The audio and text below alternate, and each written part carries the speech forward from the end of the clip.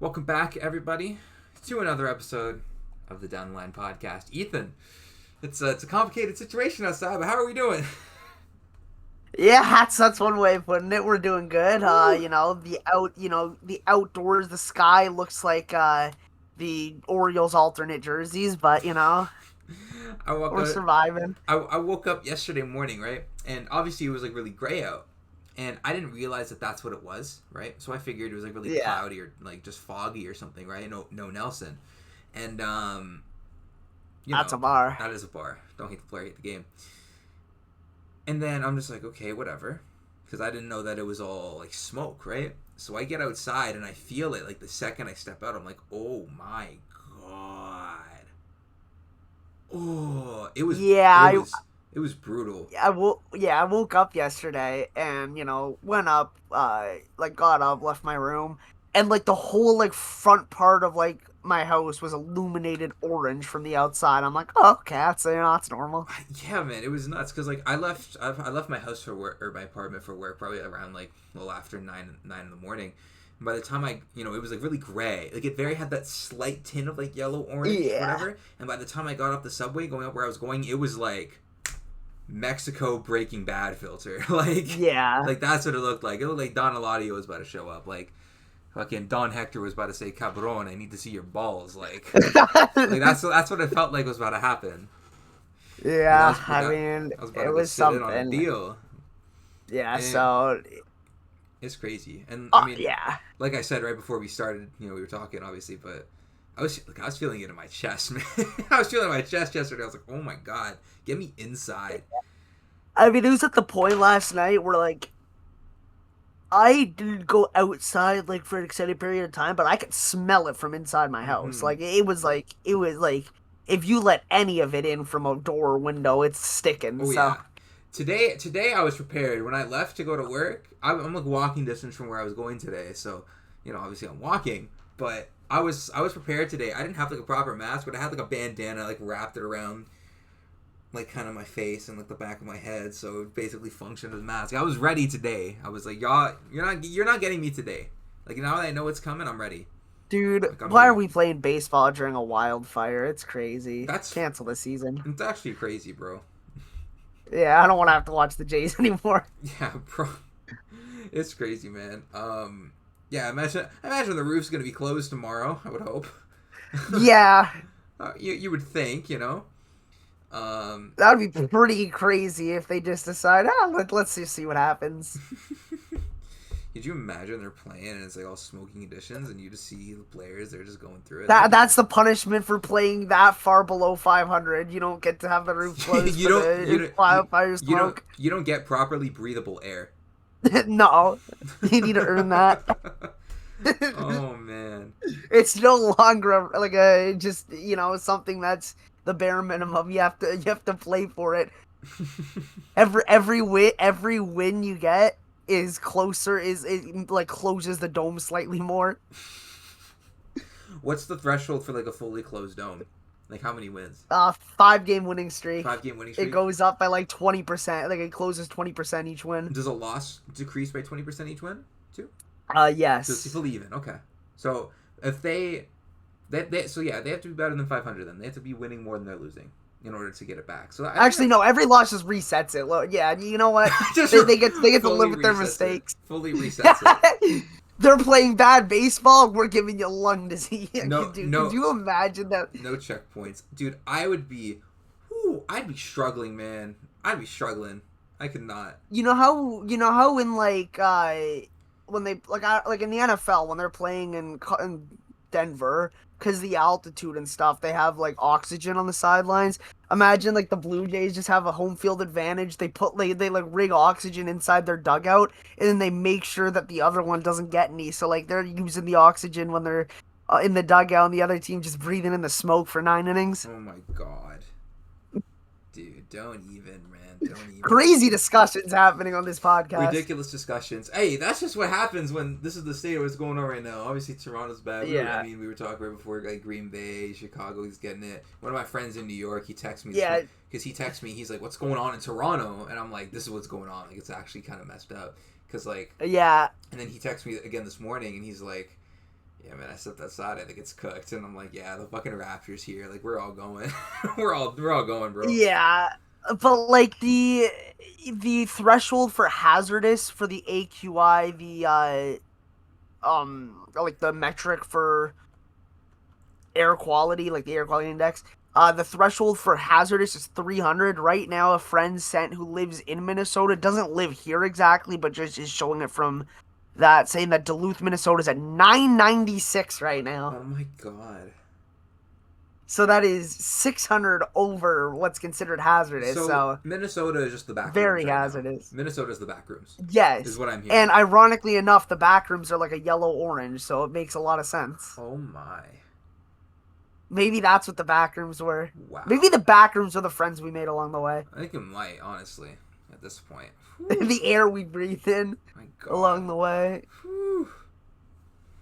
Yeah. Anyways, it's time for some baseball stuff. Not forcing players to play through lung disease. I think that'd be Yes. or That contract would be lung bad. disease while playing. That would be bad.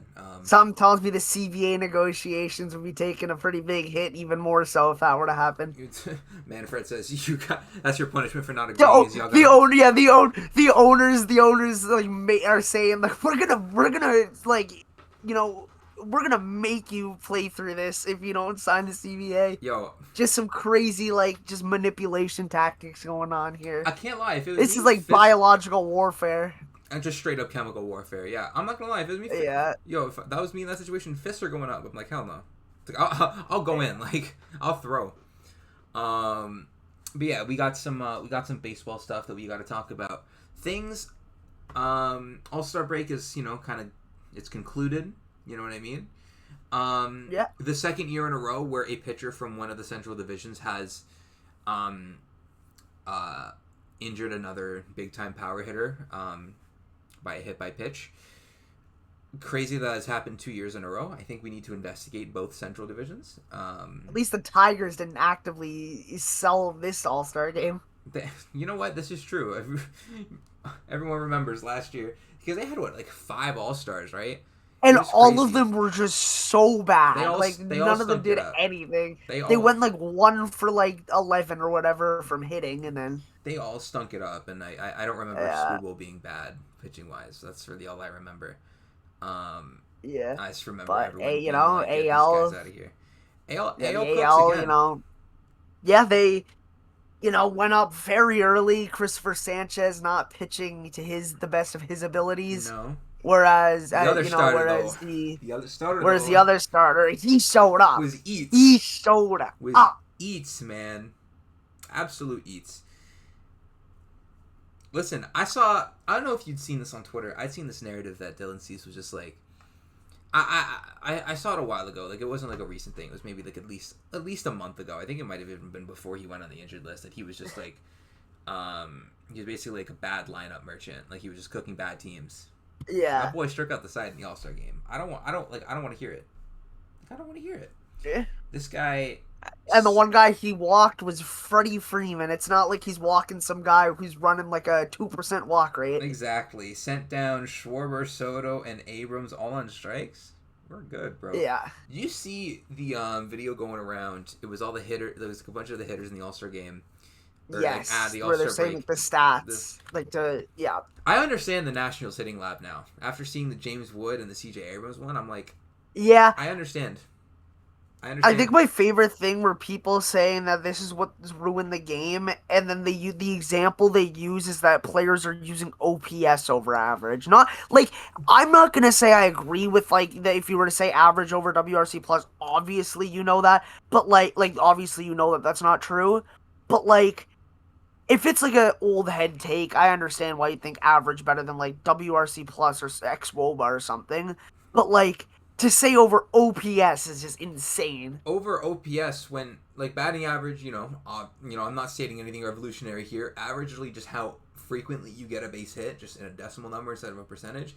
And then OPS is like combining how frequently you get on base versus how many total bases you're collecting, which is just infinitely more telling of the quality of hitter than batting average. Obviously, like it's to put things in perspective as to like how dumb the average is the most important. Like the argument people have is that why is something where a single is weighed the same as a home run, a good stat, and also where a walk you count like doesn't improve like count for anything. It makes your the average stay stagnant. It doesn't change it at all. Like No, literally. should you get rewarded for walking? Should you get rewarded for hitting a home run versus a single? Especially like I if mean, it's you do on the scoreboard for the like if it's a home run, you get a run up on the board. If it's a single with no one on, you're not getting a run up on the board. exactly. I think I know what's more valuable. Did you see the one tweet where the guy says these OPS nerds are crazy as BLM?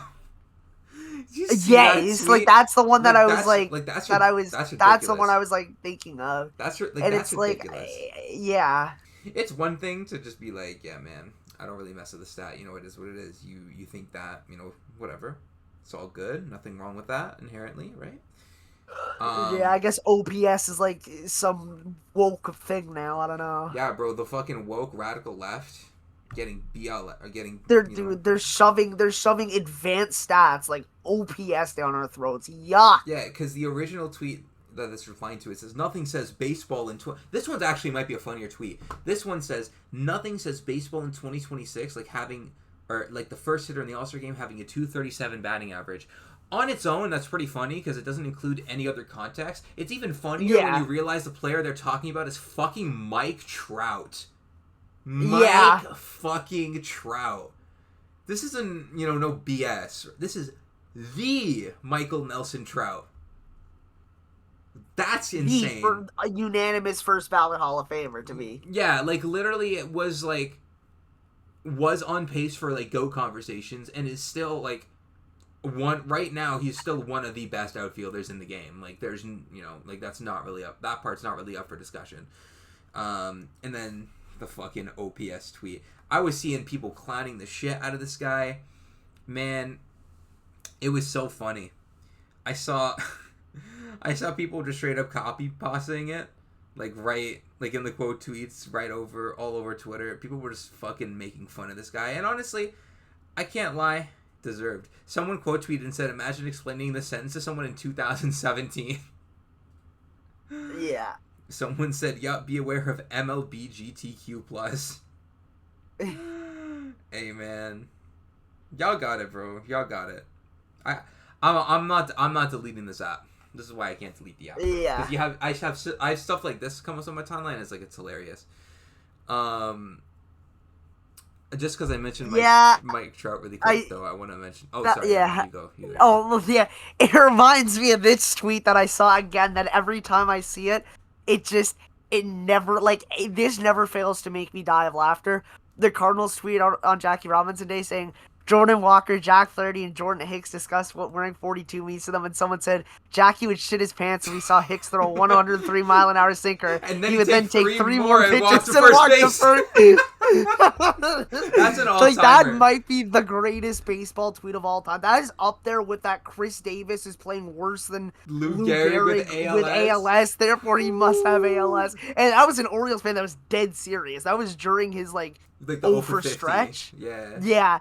And this was a dead serious take because he was using actual stats and articles of the diagnosis and stuff to dude, I still to this day have not been able to find it, but I remember talking about that with you guys when I saw it. I'm like, dude, because that was back in the day, man. I remember that. Yeah, dude, that was a while. Yeah, that was hilarious. Was that 2018 something like that? Yeah, and then if you try to use the Twitter search function these days, then you don't even back when it was still good, the search function, I couldn't find it, so forget about it now. Yeah, and a certain somebody just straight up literally ruined the entire function. It literally just does not work anymore.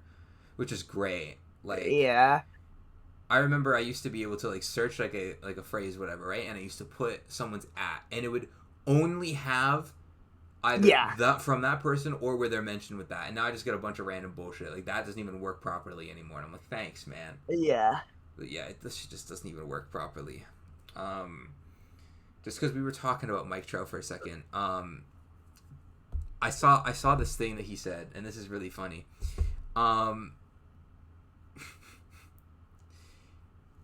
In regards to him being with the Angels and You know what he said? He said, I think the fuel of people doubting us kind of makes it more of a fire for me to try to get back to the playoffs. And I'm like, oh, buddy.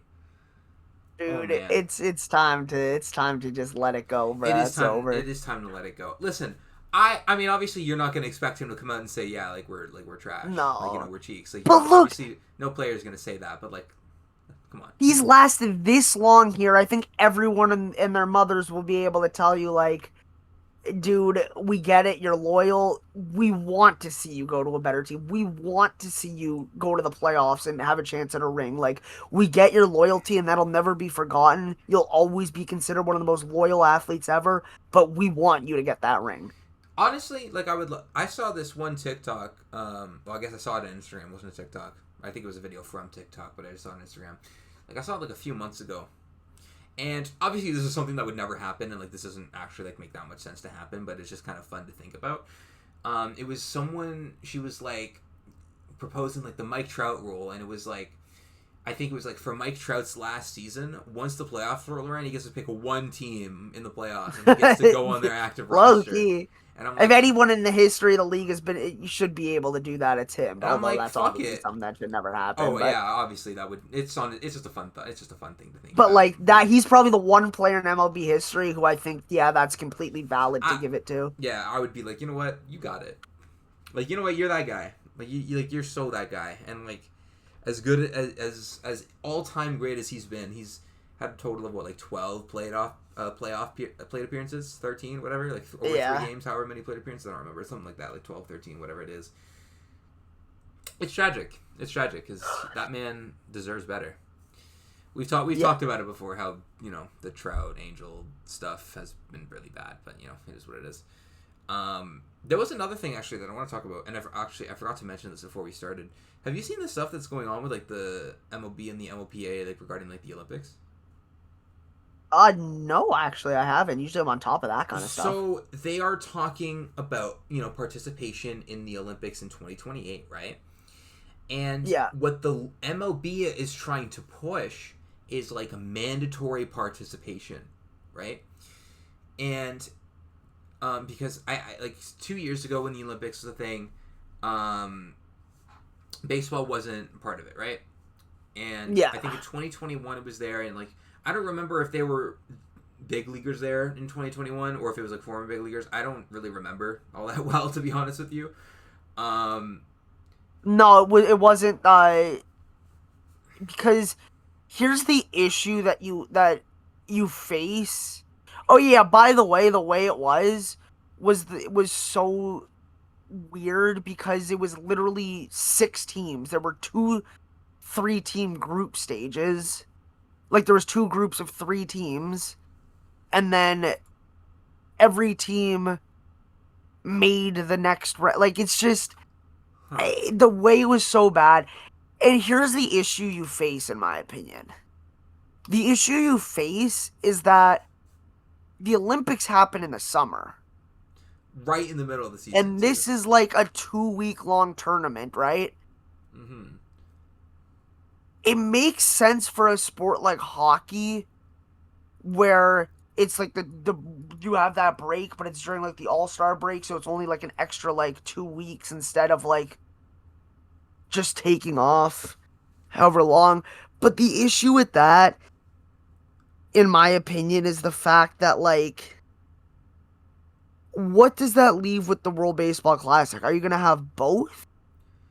Personally, I'd rather them just go to the Olympics because that's in the middle of the season when they're in their peak form. Mm-hmm. Not like in, you know, before spring training where they're, you know, just playing for the first time that year. They're in peak form. You'll get better, you know, baseball, you would think. Theoretically, yeah.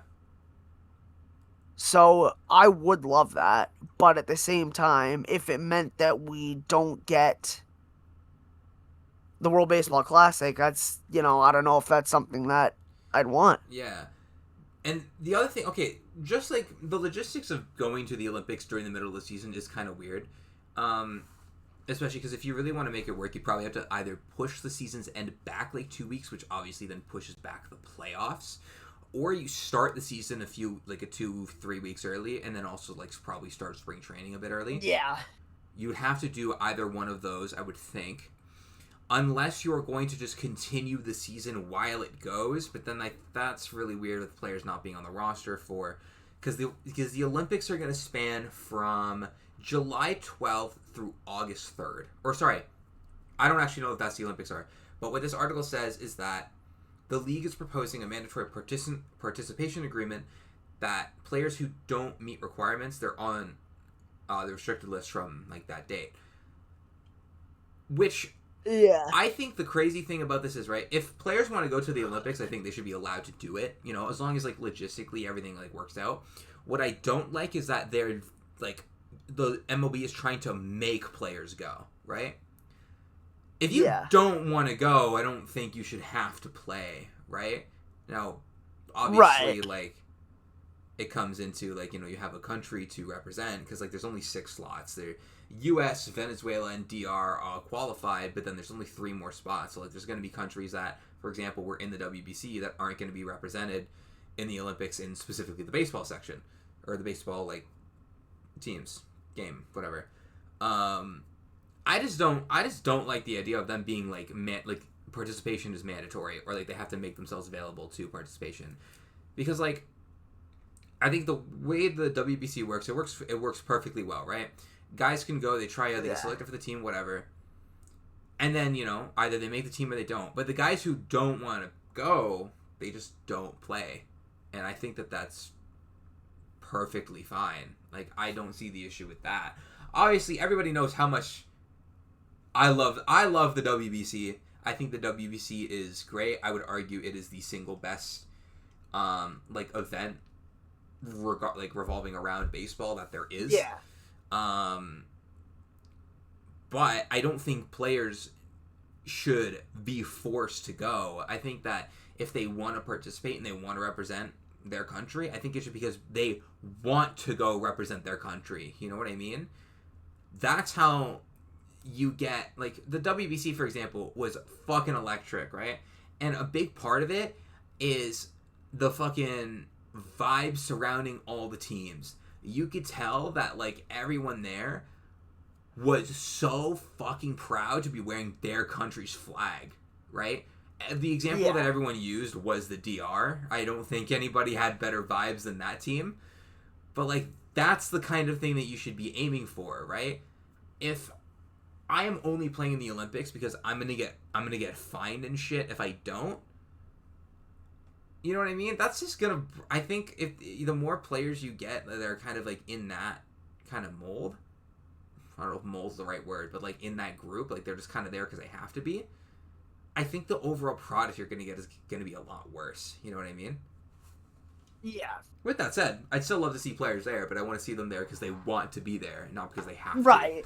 But at the same time, if a player just goes to, like, the team and says, like, hey, like, I really don't want to be there, then they're probably just not going to select them to the team. Maybe. I would think, but I don't know. I just think that the mandatory participation thing... I mean, if that were the case, I mean, I feel like Team USA would have just forced Scooble to pitch, you know what I mean? Like, if that was the case. So, like, I feel like they still could have done that. Like, they could have straight up just said, like, hey, if you're not going to pitch that next game, if you're not pitching that extra game, we don't want you on the team. But they didn't do that. They took them for the one game and then... So, I don't know. It's interesting, but... Yeah. I just don't like the mandatory thing, but if we get some good baseball at the Olympics, then that would be kind of sick. So I mean, well, obviously we'll see how that develops. So, you know, it is what it is. MLB would, in this scenario, they would have, like, an 11-day pause, just going back to logistics of, like, you know, doing it in there. Yeah. But I don't know. I think that it still works out kind of weird. But whatever. Yeah. I don't really have too much else to say on that. I've kind of said my piece, unless you have anything else to say on that. No, yeah. Topic. Yeah.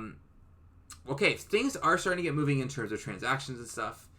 We have, I think this was, what was this, yesterday, or maybe 2 days ago, I don't remember. Our first trade since, well, I guess not our first trade of the season.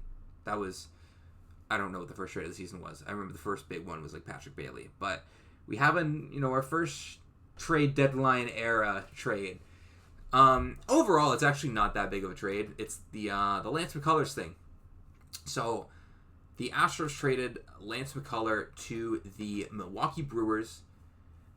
He waived his no-trade clause to go there. I actually didn't even know he had one until this trade. I'm gonna be honest. GMs be giving everybody no-trade clauses in sports, dude. The most random players will have it.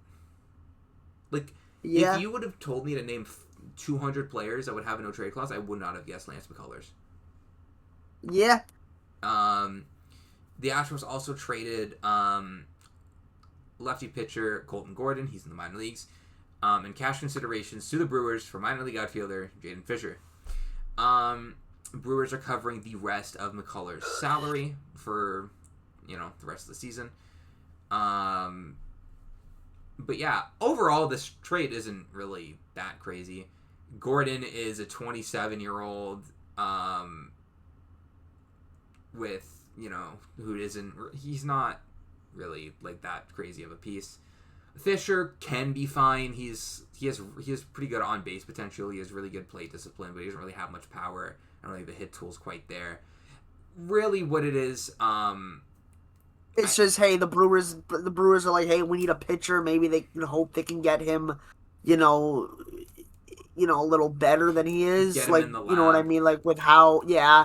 And then on top of that, for Houston's sake, just, shedding money. Yeah, pretty much what it is. They take a flyer on outfielder. By the way, I said Jaden Fisher. I misread it. That's Jaden Fielder. That's Prince Fielder's kid. I don't know why I said Fisher. Or at least I think I said Fisher. I don't remember. You did, yeah. Yeah, I just misread that. I promise. I have it right in front of me. I just can't read, apparently. It's the smoke. It's getting in your brain. Yeah, I'm part of the literacy crisis, guys. That's me.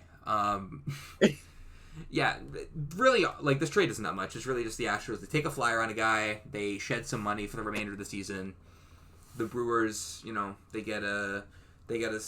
try to see if they can fix a pitcher. That's really all it is. This trade on its own isn't really that significant. A move that was definitely more significant, though, this happened today. This happened while I was at work. I come out, I look at my phone, I get the notification that Chase Burns got inked to a big old extension. So today, the Reds inked Chase Burns to a 7-year, $105 million contract. So this covers 2027, 28, 29, 2030, 31, 32, and 33. He is making, I believe that's an average of $15 million per year. I don't think we have the exact... I think it's a good deal. Yeah, we don't have the exact breakdown of how much he's being paid. This was broken not that long ago. But overall, I mean, pretty solid deal for the Reds. They are buying out 2 years of free agency plus, the remaining, team control. So you have him for a little bit longer. You're going to have him through his age 30 season. So you're going to have Chase Burns, the best version of Chase Burns. Obviously, again, we'll see what the breakdown for the overall money is. But even taking into consideration the fact that they're buying out a good amount of team control and that, 5 years worth of team control, this seems pretty low. I can't lie. Yeah. Again, once the full breakdown comes through, obviously we'll have a better idea of everything, and maybe I'll rescind that. I don't know, but this seems like a very, very good value signing, and I don't think that there's any scenario where this ends up being a bad signing for them, unless Chase Burns gets injured. You do see these types of contracts less often with pitchers. Yeah. Just because there's a lot more risk. One thing goes wrong with the elbow and, everything could... Pitchers are way more volatile than hitters, so... It's a lot harder. Not that it's not possible, but it's a lot harder for an injury to, fuck up a hitter than it is to fuck up a pitcher, right? Yeah. Because, you get Tommy John, you come back a year and a half later, even if, you're still good, we have the Chris Sale arc, your velocity... most likely is going to be down, and then that just decreases your ceiling overall. Obviously, unless you're Chris Sale reaching near career high velocities at, what is he, 37? Something like that? We talked about this a few episodes ago, I think, but, unless you have that arc. But that is an incredibly unlikely arc. But with that said, barring anything crazy happening, I like this deal. And again, this is the kind of thing, I'm not going to harp too much on the salary cap talk, but it all comes back to this, right? If you want to keep your players, just fucking extend them. It's not that difficult. Because we see the small market teams do it again. The Reds just did it. Pirates did it with Connor Griffin earlier this year. Yeah. I'm not going to harp on it too much more, but, you know. No. Because we talk about it pretty regularly. I don't really feel like going whole, like, in-depth about it again. We all need to, like, go run down the list, yeah. Yeah, we don't really do all that again. But, you know, everyone gets the point, you know, by now. So, you know, it is what it is. I mean, while we were on the topic of salary cap stuff, I mean, obviously, you know, you saw the players during the All-Star break. They were getting asked about it a lot. I wasn't really expecting them to be all, you know, getting asked about it that much, which, I mean, it's less of be like, yeah, I didn't think they were going to. It was more so like, I just wasn't ready for it. You know what I mean? Yeah. There was some fun stuff, though. Some fun stuff. Again, I know we talked about it earlier. I understand now why the Nationals hitting lab is the way it is. Like, I get it now after seeing that video. I was surprised to see, like... Also, Corbin Carroll's ball nowhere, by the way. Corbin Carroll knows ball. Yeah. I do want to actually just talk about that for just 1 second. I loved when I heard CJ Abrams say, yeah, like the stat that he's value myself is my chase rate. Because this is a thing that we've talked about regarding CJ Abrams, is that one thing that kind of limits him is that he doesn't chase. Or sorry, not that he doesn't chase. He chases quite a bit. Like, his chase rate in past seasons has been higher than you would want. This year, It's still not good, but it's better. Like, you know what I mean? It's not that it's better than it has been, but he's overall getting more favorable, like, walk rates and stuff like that, right? A career high walk rate by a good bit. I love that him and, you know, the people with the Nationals that are working with him have the awareness to be like, listen, this is your big week. And he even said, when I'm chasing a fuck ton, that's when I'm at my weakest. That's when I'm going through my slumps. That's when I'm not hitting. And, you know, it makes so much sense. You know what I mean? It just makes so much sense. Yeah. And even, like, the James Wood thing, too. That just, like, not that long ago, I feel like that a lot of people would regard the Nationals as not being very well run.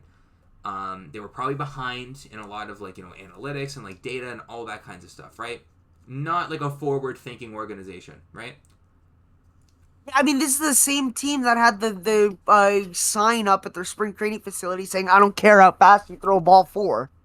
Exactly. Like, it's such a nice... Which is just, people eat that up, but, like, I just feel like that's just such an outdated take, because, like, I'm not saying that it means that you should walk people as long as you throw hard, but if you throw hard, it's bound to happen. What do you want the pitcher to do? Throw 82 middle? Like, exactly. Like, I'm not going to throw meatballs. But I love that there's been such a turnaround in the Nats organization. Because, again, 3 years ago even, nobody is looking at this organization and thinking, like, yeah, like, you know, they're really well ran, they're on their shit, you know what I mean? Not to say that right now they're, like, a state-of-the-art organization, right? No. Like, I wouldn't say that. No, I wouldn't go that far. But, you know what I mean? When you have this kind of thinking in your organization, this is how you get the most out of a lot of your players. This is why you are seeing CJ Abrams have such a good year. This is why you are seeing James Wood going back to being, like, the version of himself that he was in the first half of last season, right? And even other guys, like, I don't remember if it was last week or the week before, but we were talking about, like, Luis Garcia, right? And how all of a sudden he turned into a fucking power hitter, right? Yeah, maybe the analytics department's got a little assist with that. I don't know. And, you know, when we look at it, we go, damn, like, you know, he's hitting more balls in the air, more liners, he's pulling more balls in the air, and it's like, these are the kind of things, right, that when you need to just try to find a way to get the most out of your players. And again, CJ Abrams pulling more balls in the air. Again, the same thing. Just hitting more balls in the air in general, less on the ground, right? But it's these kind of things. When you make even just these adjustments, that's how you get the most out of your guys, right? Even James Wood, who isn't like hitting, he's not pulling that many balls in the air. Like it's below average. It's higher than it has been, and overall he's just hitting more balls in the air. Period. Less on the ground. This is how you optimize your players' outcomes. This is how you optimize everything, right? It's about getting the most out. That's how you get the most out of your players. Exactly. Yeah, exactly. Even like getting the most relative to their skill sets, for example, right? Not to say that James Wood isn't a skilled player. That guy fucking smokes every single ball that he swings at. But like, you know what I mean?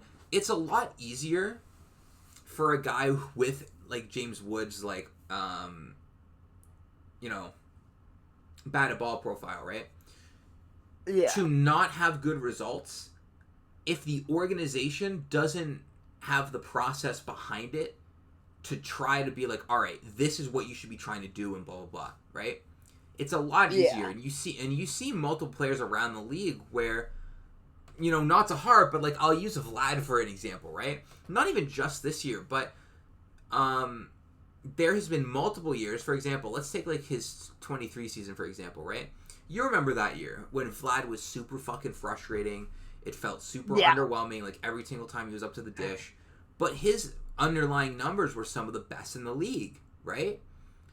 And you remember that was when the Jays' like overall process for hitting as an organization was super. I mean, not to say that that's not where they are right now, but it was a lot more like contact oriented. It was kind of selling out for contact, and it was like, fucking shocker that their guys were not giving you much production. And then, last year, once they started to slug more, that's when they kind of, got into it more. Yeah. You know what I mean? But he very easily, like, if the organization wasn't on top of their shit, James Wood could very easily be that kind of player where, he's hitting the ball really hard. Every year, like, everyone thinks, like, yeah, he's going to win a Silver Slugger because the expected numbers and everything are all really good. But, like, the batted ball stuff isn't really that good, More balls on the ground than you would like, less balls in the air, not pulling as many balls, whatever. That's just, it's those things that they make a difference. They make a difference. Even individually, they make a difference. It might not sound like a lot, but you see it in the results. Like, the results are undeniable. It's so undeniable. I probably sound like a broken record at this point, despite how many times, we've talked about pulling fly balls and this and that and blah blah blah and all this other stuff. You know what I mean? But it's such a delight, man. It just makes me feel good. Just feel like, hell yeah, like these guys know their shit. And another one of these guys who knows it. I don't remember. I haven't heard him say it much recently, but you remember a few years ago, like Carlos Correa would be like on panels and stuff talking about like this is the stuff I'm looking at, and it was all like analytic shit that everyone was talking about. I remember seeing all those on Twitter and being like, yeah, man, Carlos Correa is a G. That man knows ball. It was just, it was nice to see. Yeah, man. It's kind of nice.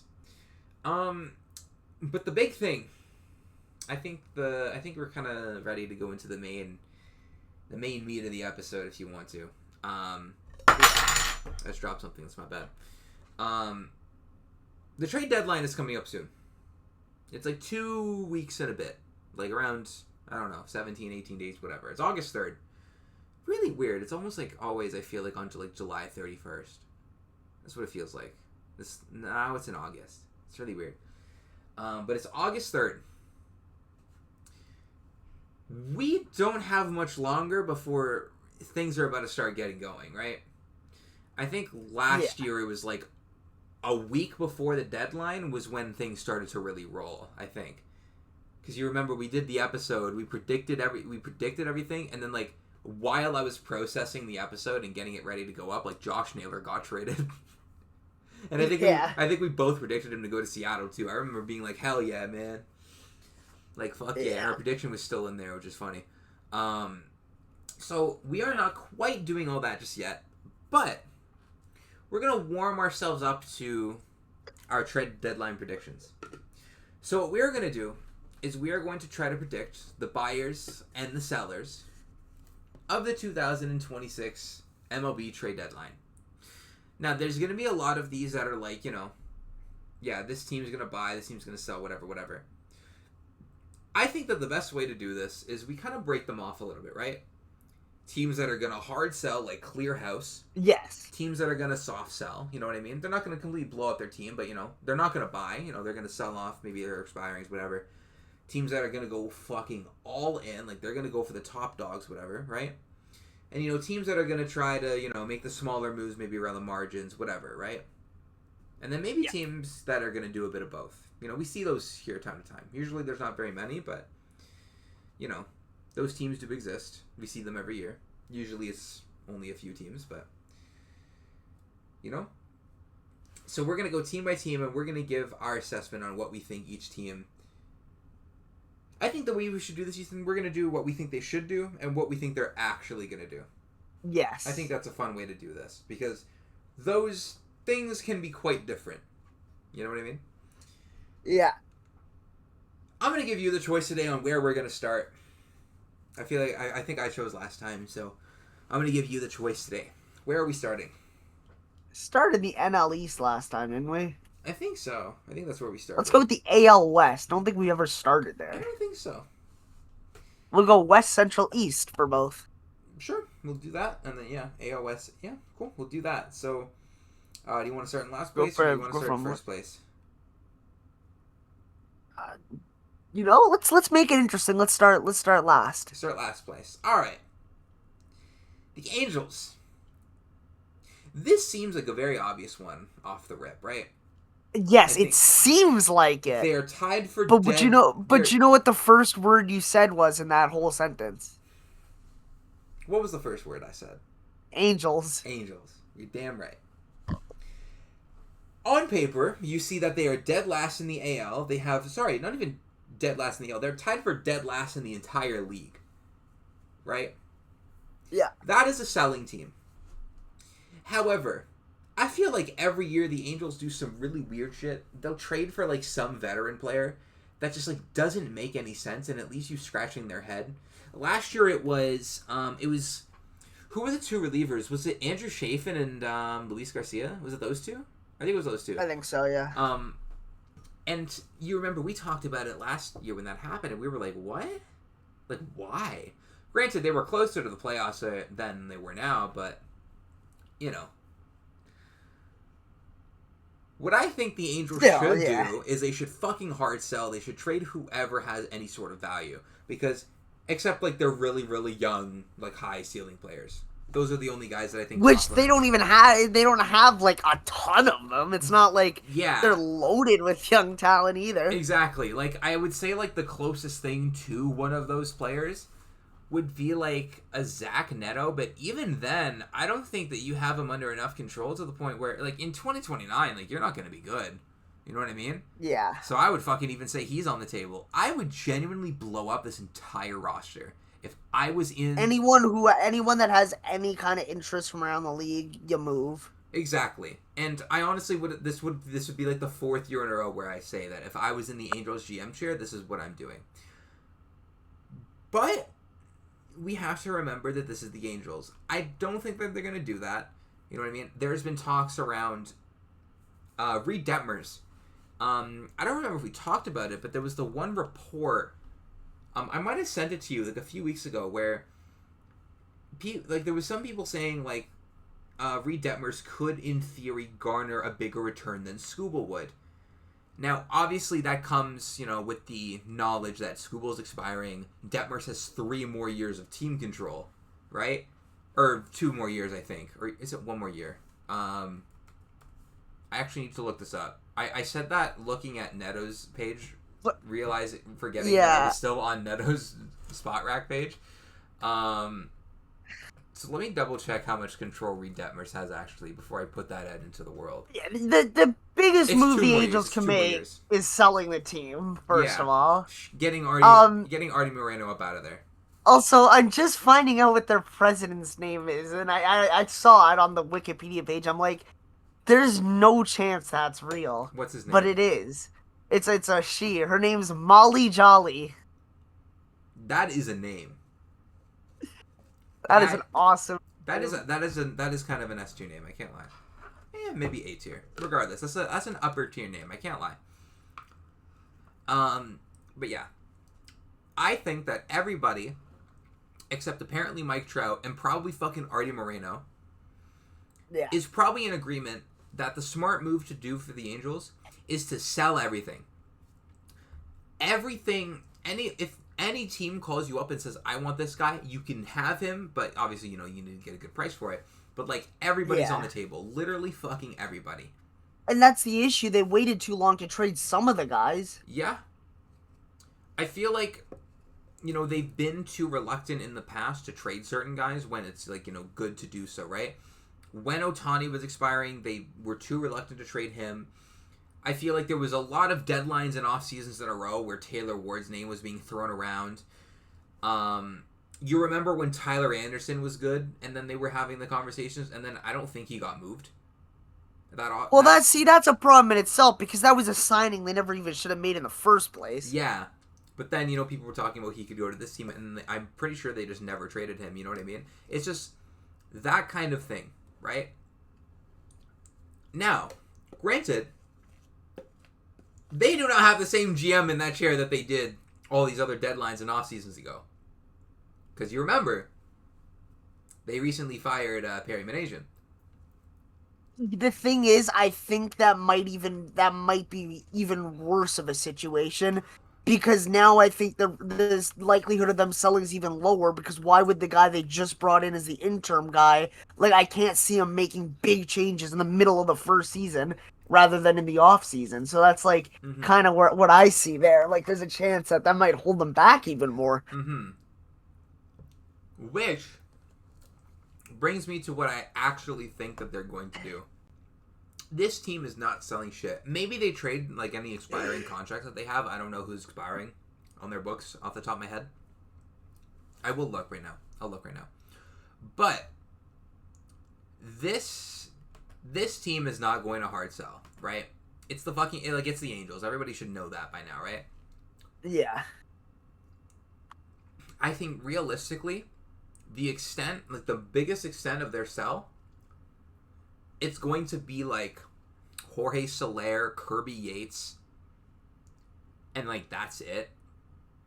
If any team like wants Jose Siri, then maybe him, right? But like I think that's like it. You know what I mean? That is they're in a very weird spot and not weird in like a they can either be, contenders or not. Weird as in, what the fuck are you doing? Exactly. I think that, like, again, like, that's the extent of the sell that they're going to do, I think. It's just the guys who are expiring. Because, I'm not going to lie. If I was an owner, right, and I saw that my GM was trying to, like, push for a playoff spot when they're dead last in the league, I'm getting your ass out the chair before you can even make a move. I'm saying, hell no, get out of here. Yeah. I'm saying, get up out of here. Right? But yeah, I think that's going to be the extent of it. I think that, like, Kirby Yates actually could, like, be a good piece on a contending team because he's actually been, like, pretty fucking good this year. But,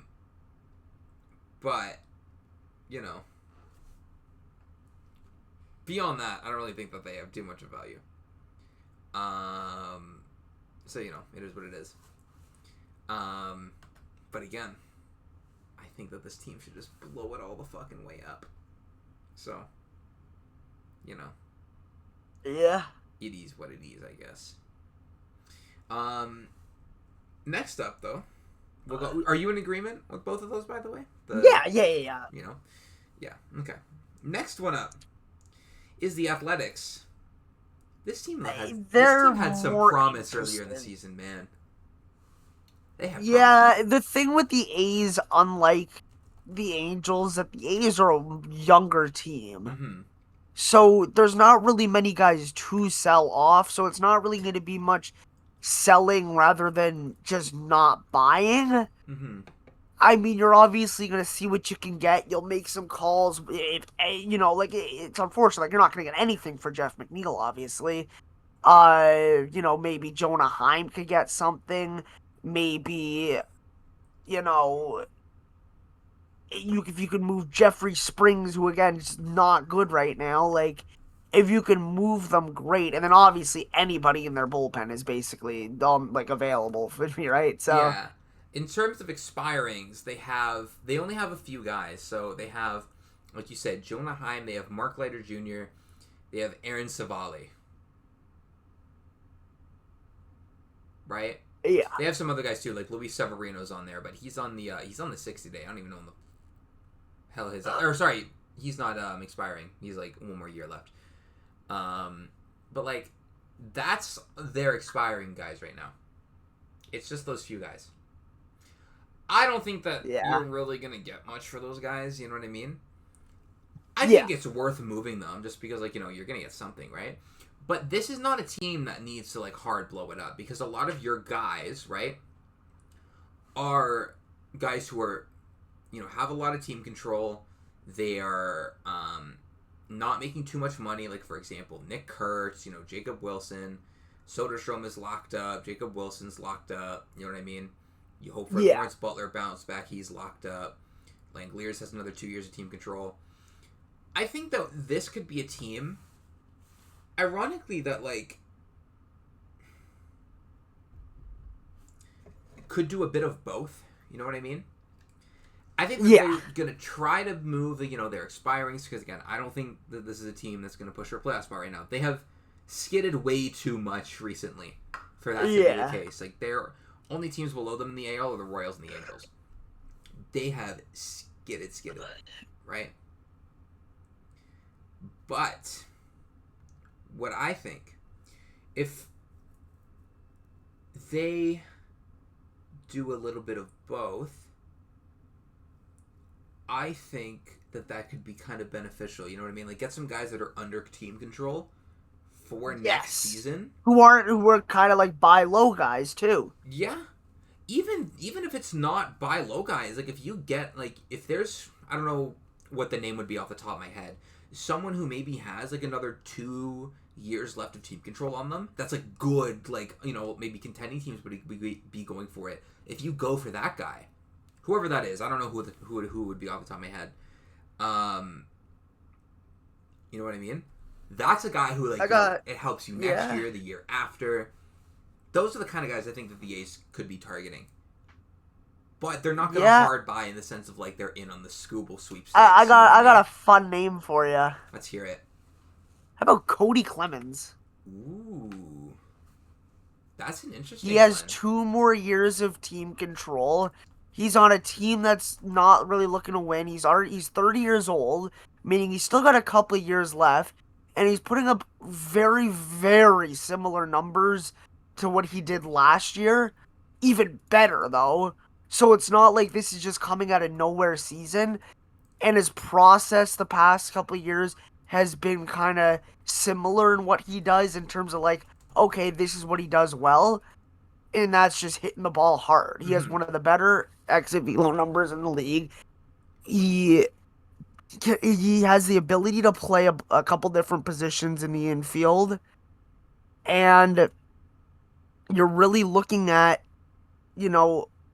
a piece that a team like the Athletics, who are relatively young, could add a guy and he'd fit right in like the middle of the age group and be like, okay, let's see what you got. Because right now, they have some holes to fill with obviously guys who are underperforming. Mm-hmm.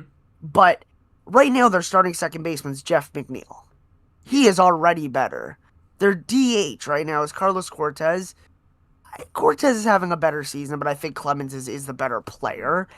And their first baseman is Jonah Heim. Cody Clemens could very well be starting over any of those guys, and it's not really like a... And that's just somebody I could see, and obviously we'll get more into that. But that's just a name that I just randomly thought of with, like, if I could plug a guy into this lineup that's not going to cost them an arm and a leg, anything crazy, that's kind of the guy who I could see fitting very nice. That's not And bad. also Yeah, that's that not he's a bad. left-handed hitter. They already have a bunch of righties right now in their lineup. Butler is their, number one lefty aside from like Soderstrom, but Butler is like their number one is in, kind of what they paid him to be. So, and obviously that's not including like the injuries. Like obviously Kurtz would be that guy when he's healthy, but I'm saying like right Hmm. now in the active line on the active roster, they could use a lefty bat that can hit the ball hard, especially for that middle to bottom half of the lineup. Absolutely. And the other thing about Clemens too is he can kind of move around the diamond. Not like a, you Yeah, know what I mean? Like he's not going to be like stellar defensively at like any positions, but like he's a good defensive first baseman. He's fine defensively in right. He's he's even played first, second, right, left, center this year. And obviously, he's not elite defensively at every position, but that versatility as well. yeah. You're able to give more guys off days. You're able to switch it around. Oh, Brent Rooker's not playing well, or oh, Hmm. Lawrence Butler's not playing well. Well, sit on the bench for a couple games. Like it's I that just seems like a move that could work. And obviously, I'm not going to be doing this for every team today, talking about a fit. But that was just because you said a guy that's like has a couple years, and that's just who I thought of. Yeah, I think like someone like that, or even someone on the pitching side. I don't know who that would be either. You know what I mean? Like these are the kind of players that I think it would actually make a lot of sense for the A's to target. Wait, get Cody Clemens, then be like, "Yo, get your dad out of retirement." Yeah, wait a minute. Hold on. We're gonna have a. How old is Roger Clemens right now? Uh, yeah. Like, I mean, like mid put it 60s. this: he's in his 60s, but like, I'm sorry. Are you really gonna tell me that Jacob Lopez is better than Roger Clemens in this like today? Are we gonna I see don't know. It's interesting. a 60? Well, he's turning 64 a day after the deadline. We seen him come out of retirement, Why not? pumping gas in an A's uniform. Listen, I'll be there. I respect it. But yeah, yeah, those are the kind of things that I think the A's should do. I actually don't think it's like that out of the realm of possibility. I think it's like pretty possible they do that, like these kinds of things. Yeah. Because again, like they're not gonna sell off their roster, right? You didn't No, we're not extend, seeing them. yeah, Yeah. you didn't extend Soderstrom and Wilson and all these guys like just to fucking burn the house down, just to clean house. You didn't do that, right? That's not why you And signed. that's a way how to get players to not want to sign contracts with you. Oh, exactly. Like, you know what I mean? I think the big one that they should try and do is like try and get off Jack McNeil if you can, if it's possible. I don't know if any team would want him, to be honest with you. Yeah, that's the thing. Although it is a club option for 2027, which I can guarantee you, no matter what team he's on, Oh, it's a would club not pick it option. up. Oh, I didn't Yeah, realize it was. I'm Oh, 99% sure it is. I'm 99% wait, sure. let me double check. Oh, okay, wait, because hold on, So, because oh fuck, no, you're right. Sorry, and I was plus, on their payroll table because, on Spotrac. It yeah, wasn't showing the team option. You're right. because of the trade, the buyout also wouldn't be going against them. It would go against the Mets. Yep. So, because they are retaining money. So, that's even more reason not to keep him. Yeah.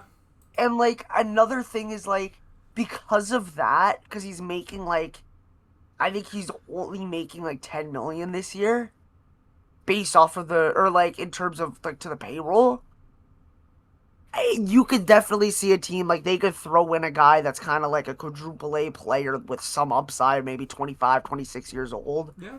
and just be like, here, take him along with McNeil. Just take him. Mm-hmm. And then they get some money off the books, but obviously the big thing there is just getting an asset in return. Yeah, I think that's like that's. I don't really think that the A's have a whole lot on their shopping list this deadline. If I'm them, it's get McNeil off if you can, pause, and then see if there's any good like controllable guys. I think that's kind of it. Yeah, I think that's where it is. If they don't do anything this deadline, like I may be a little disappointed, but I'm not going to be like like they fucking whatever yeah, it's over, right? Like this is a team that can kind of afford to not do too much. I feel like their off season is going to be a lot more important as to how this team looks going forward. Just because they have so many guys under team control, and that's all the guys who are going to contribute. But yeah, that's the kind of thing that I think they should be doing. And again, I think that it's kind of possible they do. You know what I mean? You know, I think it more so depends on who's actually willing to take Jeff McNeil. I think that's the big thing. All right, are we ready to move on to the Houston Astros? Yeah. Okay. Ethan, what do you think that they should do? What they probably should do is sell off some of their older guys that maybe have like a year or two left in the tank. What they will do is probably just get whoever they can to make the team better in any way, shape, or form, whether it's smart or not. Yeah. They have some pretty big holes, and they don't have the tools to fix it this year, in my opinion. Yeah. They have been better as of late, right? Like the last few months. Granted, they're already in a bit of a hole right now. It's not as big of a hole as it was 3 months ago. But a hole is a hole at the end of the day. And I agree with you. I think that they should kind of sell off their older players.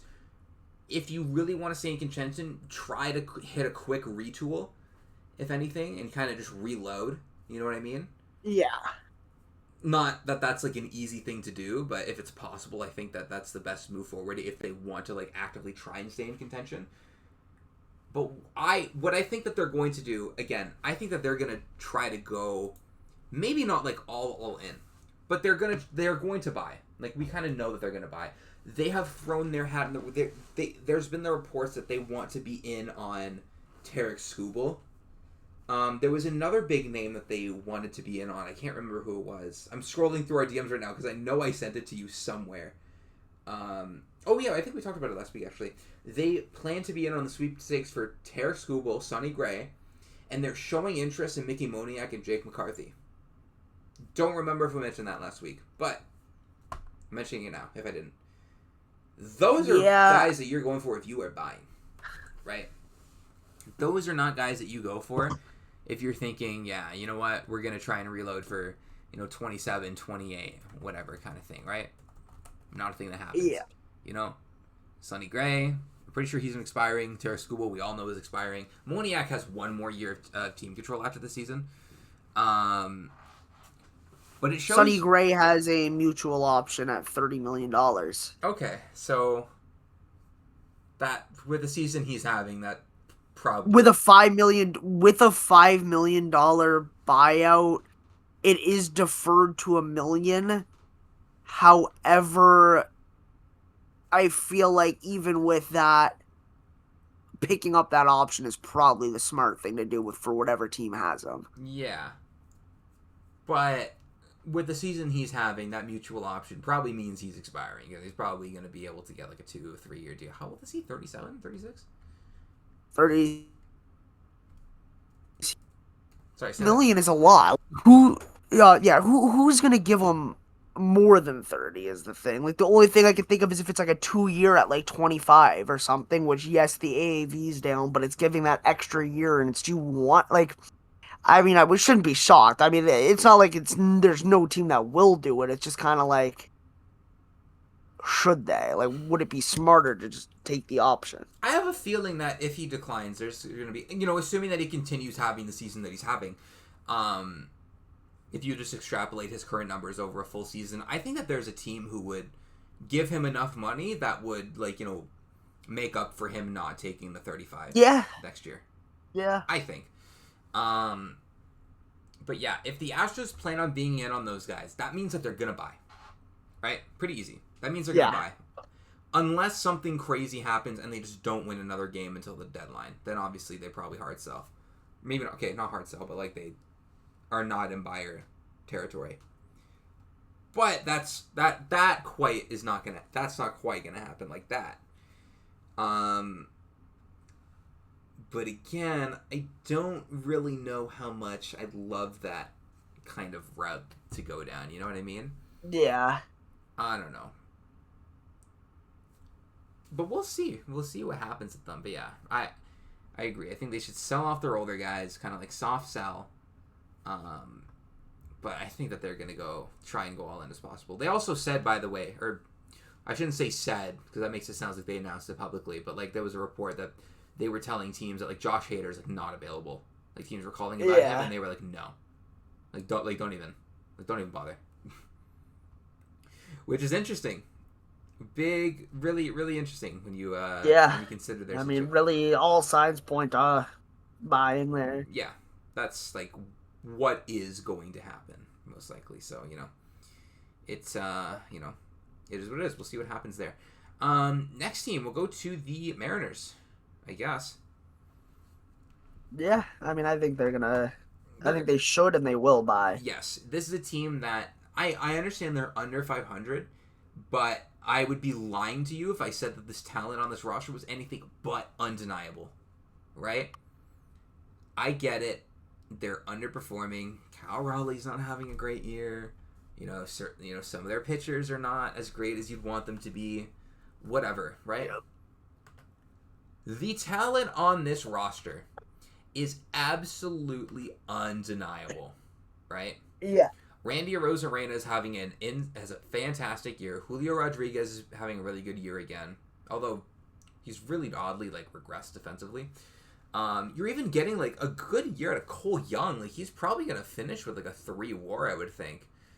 And then on the pitching side, you're getting a really good year from Logan Gilbert. George Kirby's been solid. Emerson Hancock has been really good. Brian Woo's underlying numbers are really good. Like his ERA isn't perfect, but his underlying numbers are suggesting that that's just kind of poor luck more than anything. With how close they are to being first place in the division, they're 1.5 games back. They're tied for the last wildcard spot. This is a buying team. This is a team that buys. Yeah. Right? I don't think that there should be that much uncertainty around it, right? I agree. If you were in the Mariners position right now, obviously, we established buying team. What are you trying to buy? Well, specifically in the Mariners case, I'd be looking to get a bat to like a pretty relatively big name bat, just to kind of outweigh what Cal Raleigh's doing, and I'm confident that a guy like Cal Raleigh is able to pick it up and turn it around at any point. But obviously, that is yet to be the case so far. So, allowing that to make Cal Raleigh not have to be, the heart and soul of the lineup and make the team's success dependent on him. Getting another bat to just kind of push maybe,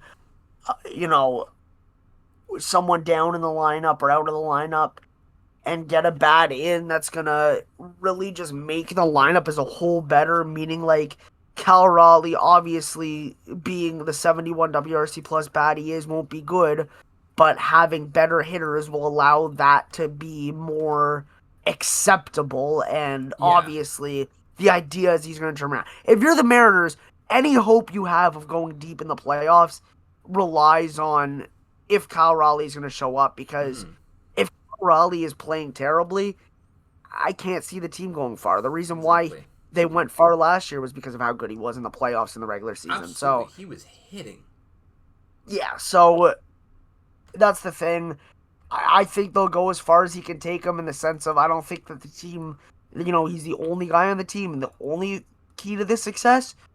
But if he's not performing well and he's hitting poorly, I mean, it's definitely going to ruin the team's plans, at least a little bit. It becomes quite rough at that point. Even another guy on their team, like Josh Naylor, has not been hitting that well this season. He started off really poorly. He was pretty good for the next 2 months, and then in July, he's been really struggling again. Obviously, we know the talent in his bat too, but that's another guy who, that's another guy that needs to show up. I will say, though, their lineup is, surprisingly, solid, despite those two underperforming. Yeah, I mean, it helps when you're getting those big numbers from guys like Arozarena, from Canzone, Julio, obviously being Julio. Luke Raley's even been solid this season. Yeah, I was going to say Luke Raley. I mean, you're also getting, if Brendan Donovan keeps doing what he was doing before he went on the IL. Yeah. then like you have already like a solid lineup. You add another, relatively big bat to kind of. And you're getting good enough pitching. Like, this isn't the Mariners pitching that we're used to, but it's good enough to make noise. Yeah. Like, the bullpen is absolutely, has some unreal members of it. The rotation has some great names. Like, they're definitely not short of talent. Mm-hmm. It's just a matter of being able to put it all together. Yeah, the back end of that pen with Bizardo, Jose Ferrer, even like Cooper Criswell has not been pitching bad this season. Munoz is a guy who, again, his ERA is a little high, but all his underlying numbers are like, yeah, this is Andres Munoz that we kind of know. Munoz had a 173 ERA last year. He looked like one of the best relievers in baseball. His xFIP was 305. This year it's 282. Yeah. It's very clear he's getting unlucky. That's not to say that that's not a problem, because obviously luck is a part of the game, and sometimes it's better to be lucky than to be good. But at the same time, he's not a pitcher that's not something that worries me. I don't look at the Mariners and say, oh, we need to go grab a closer. Exactly. I'm not shooting for whoever the top reliever is at the deadline. So I don't think they really need to do all that. You know what I mean? I mean, it doesn't hurt to have another fucking no. guy, but it doesn't mean like that shouldn't be the that's top not of the me list. suggesting. Yeah, it's not me suggesting. Hey, how about you trade Colt Emerson for a Mason Miller, kind of like DeVries for Miller trade, like like a guy like that. Like, so definitely, but yeah, and I mean the last team in this division, Texas. I mean, they're definitely doing better than I thought they'd be doing. They're in a better position than I thought they'd be doing. I didn't expect them to be think first. they're gonna. Yeah, I think they're gonna do a soft buy. Yeah, I don't like. They're in first place. Like, you can't not buy, right? You can't. But like, I don't think the team is not in a position where you have to just start getting like a bunch of elite players like they're just trading the farm for. I mean, a lot of the stuff too with the team is their health. If they could stay healthy, then they really don't need to add much at all. But if they're not healthy enough, then there's no point in adding stuff. So they're kind of in a position where I feel like just, gauge the market. If you can get a guy undervalued, you do it. I'm not trading any of my top prospects unless it's for a guy with team control. Yeah. That's the other thing with the Rangers. Like, their team, again, like you said, it depends on health, but even so, like, their team isn't like elite enough for them to go like crazy all in, right? Yeah. You know what I mean? They don't have the overall, not to say that they don't have talented players on this roster, because they do, but they don't have the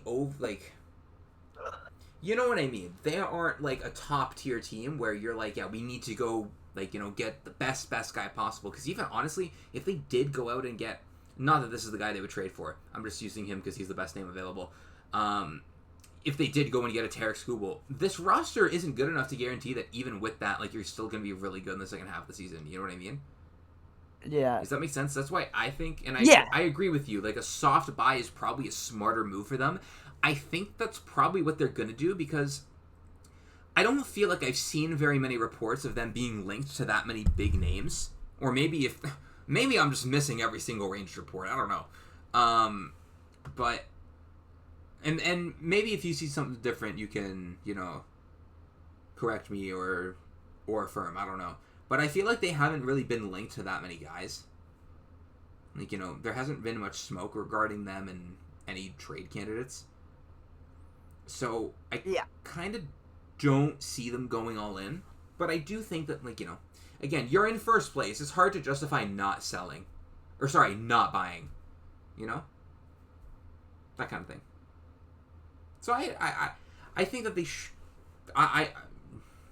would I soft buy in their position? Probably. Just because you're in first place right now. Like, you have to be able to try and seize that opportunity, I think. Make the most of it, right?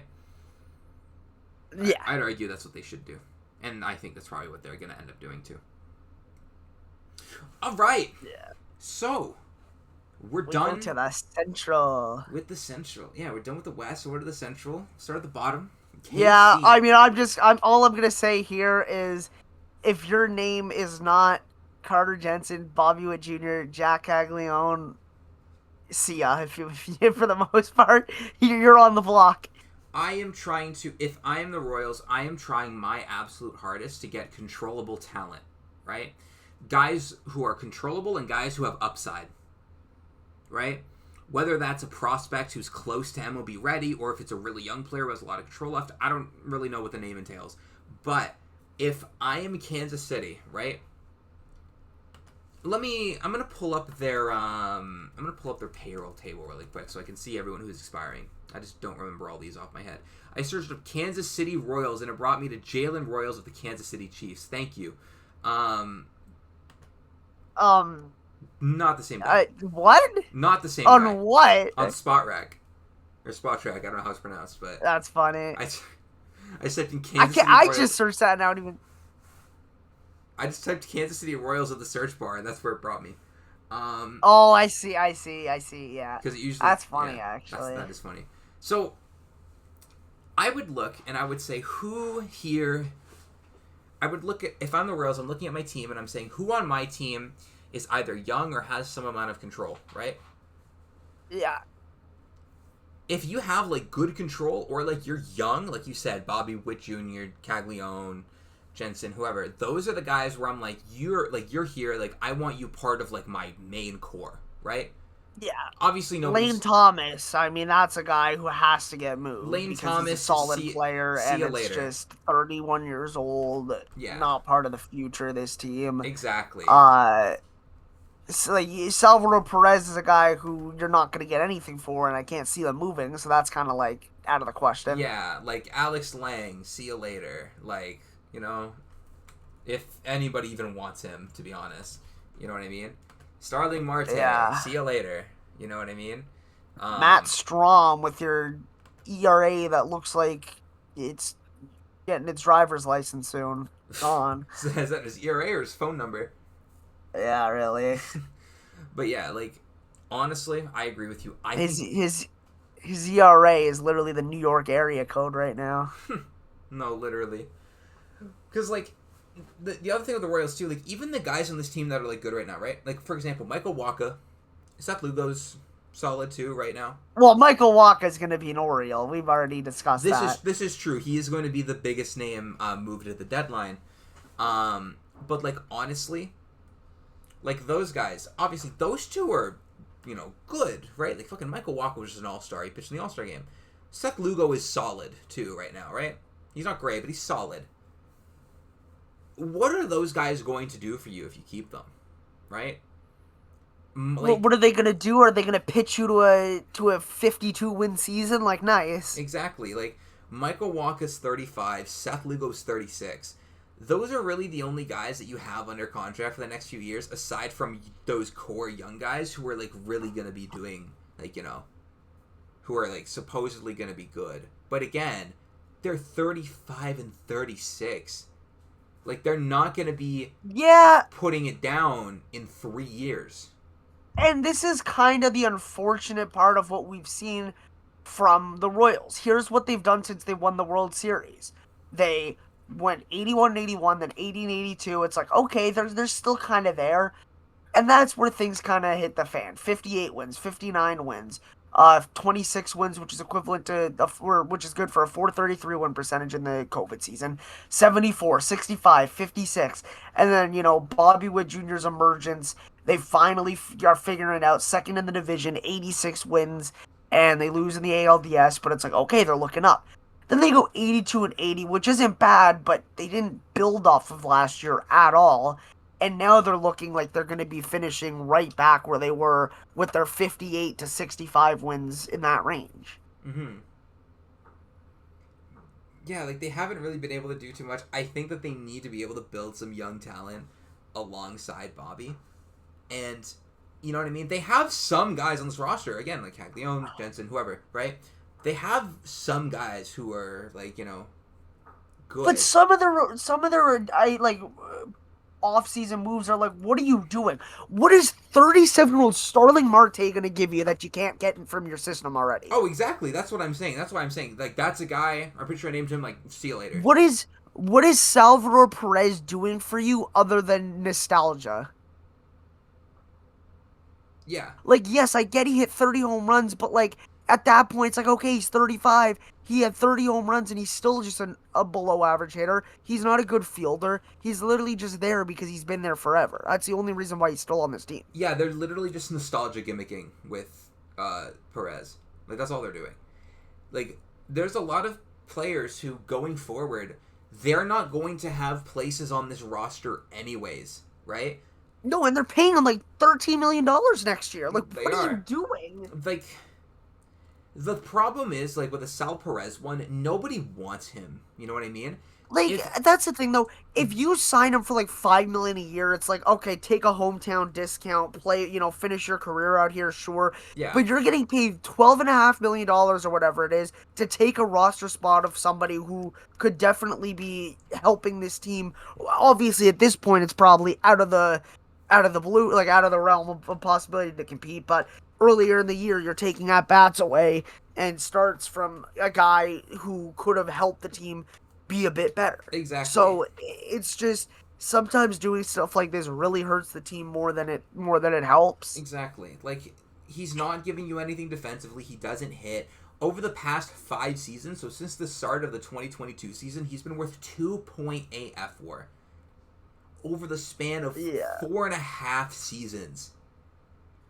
That is 656 games, and he's been worth less than 3 WAR. That's bad.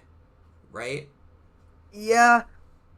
Even over 3 seasons, that's not that good for how much he's being paid. That's over 4.5 years. The problem is, again, if I am any team that's worth anything, right? If I'm in a GM chair and I do not have severe head trauma, and the Royals try to call me and they say, do you want Salvador Perez? I'm hanging up the phone. Like, the discussion ends there. I'm farting in the phone and hanging up. You know what I mean? Yeah. I'm playing mic spam. I'm playing the cheesecake song that Jonah would play over the mic. I'm playing that. I'm playing that over the phone. I'm hanging up. I'm playing that on the phone. I'm hanging up. Like, I'm not even gonna bother. Yeah. I think honestly that what teams should be a lot more comfortable doing when you have a player who's doesn't really have that much longer left on the deal and sure they're getting overpaid, just fucking cut your losses and just be like, you know what? This roster spot is better served going elsewhere. You know, the money is what it is.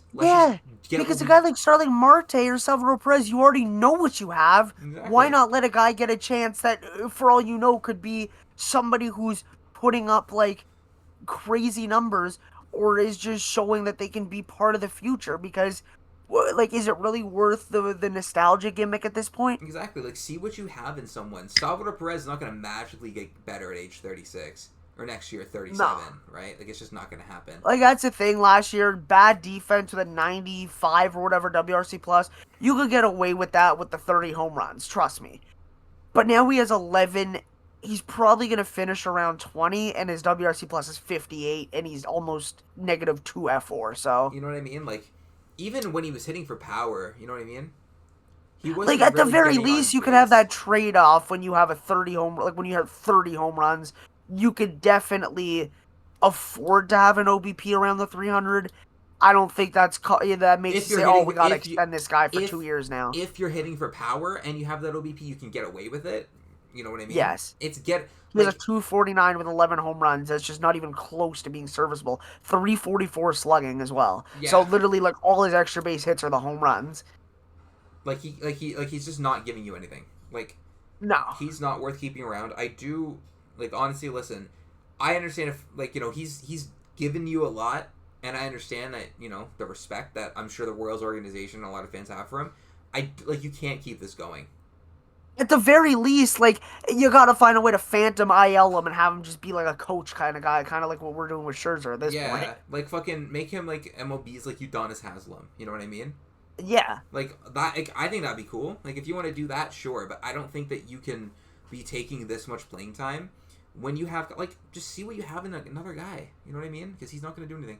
Anyways, we've rambled enough about the Royals. We're kind of just saying the same thing over and over at this point. But yeah, anyone who's not those big three, I think should be gone. Do I think that that's what they're gonna do? No, I think they're just gonna trade their expirings and call it a day. I don't think that they're gonna trade, you know, a guy like I don't think that they're going to trade a guy like Seth Lugo. I don't think they're going to trade a guy like Vinny Pasquantino. I don't think they're going to trade a lot of these guys, even if I do think it is a smart move, and it would put them in a better position going forward. I just don't think it's going to happen. I just think that they're going to sell off their expirings, Matt Strom, Lane Thomas, see you later, and that's it. They're going to call it a day.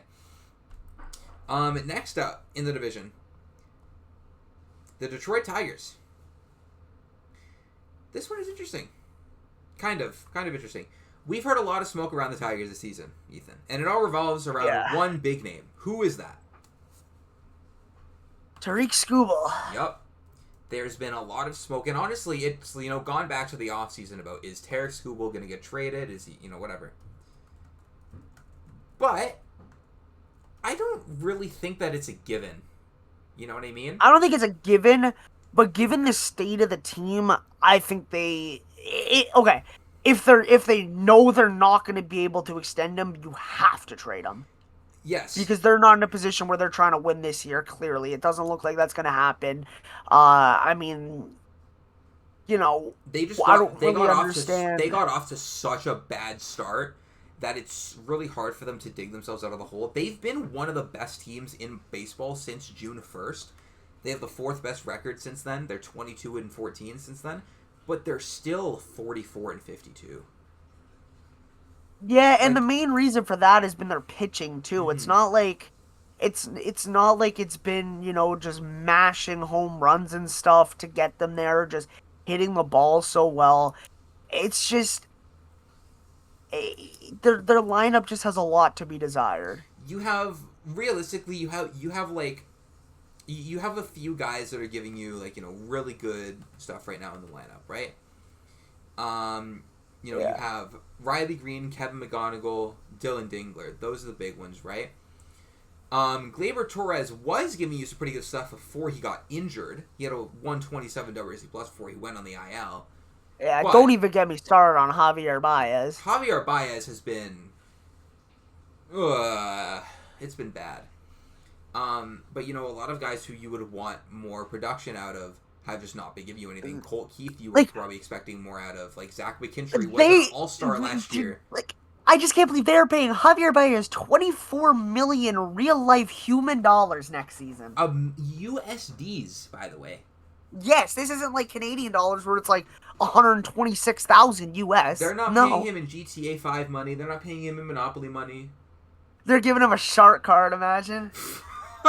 Could you imagine? Well, that reminds me. Did you know that one Clash of Clan gold is worth more than the Argentinian peso right now? Shut the fuck up! You're kidding. One V-Buck is also more valuable, but yeah, one V-Buck and one Clash of Clan gold is worth more than the Argentinian peso. So hold on. Let me look at this really quick.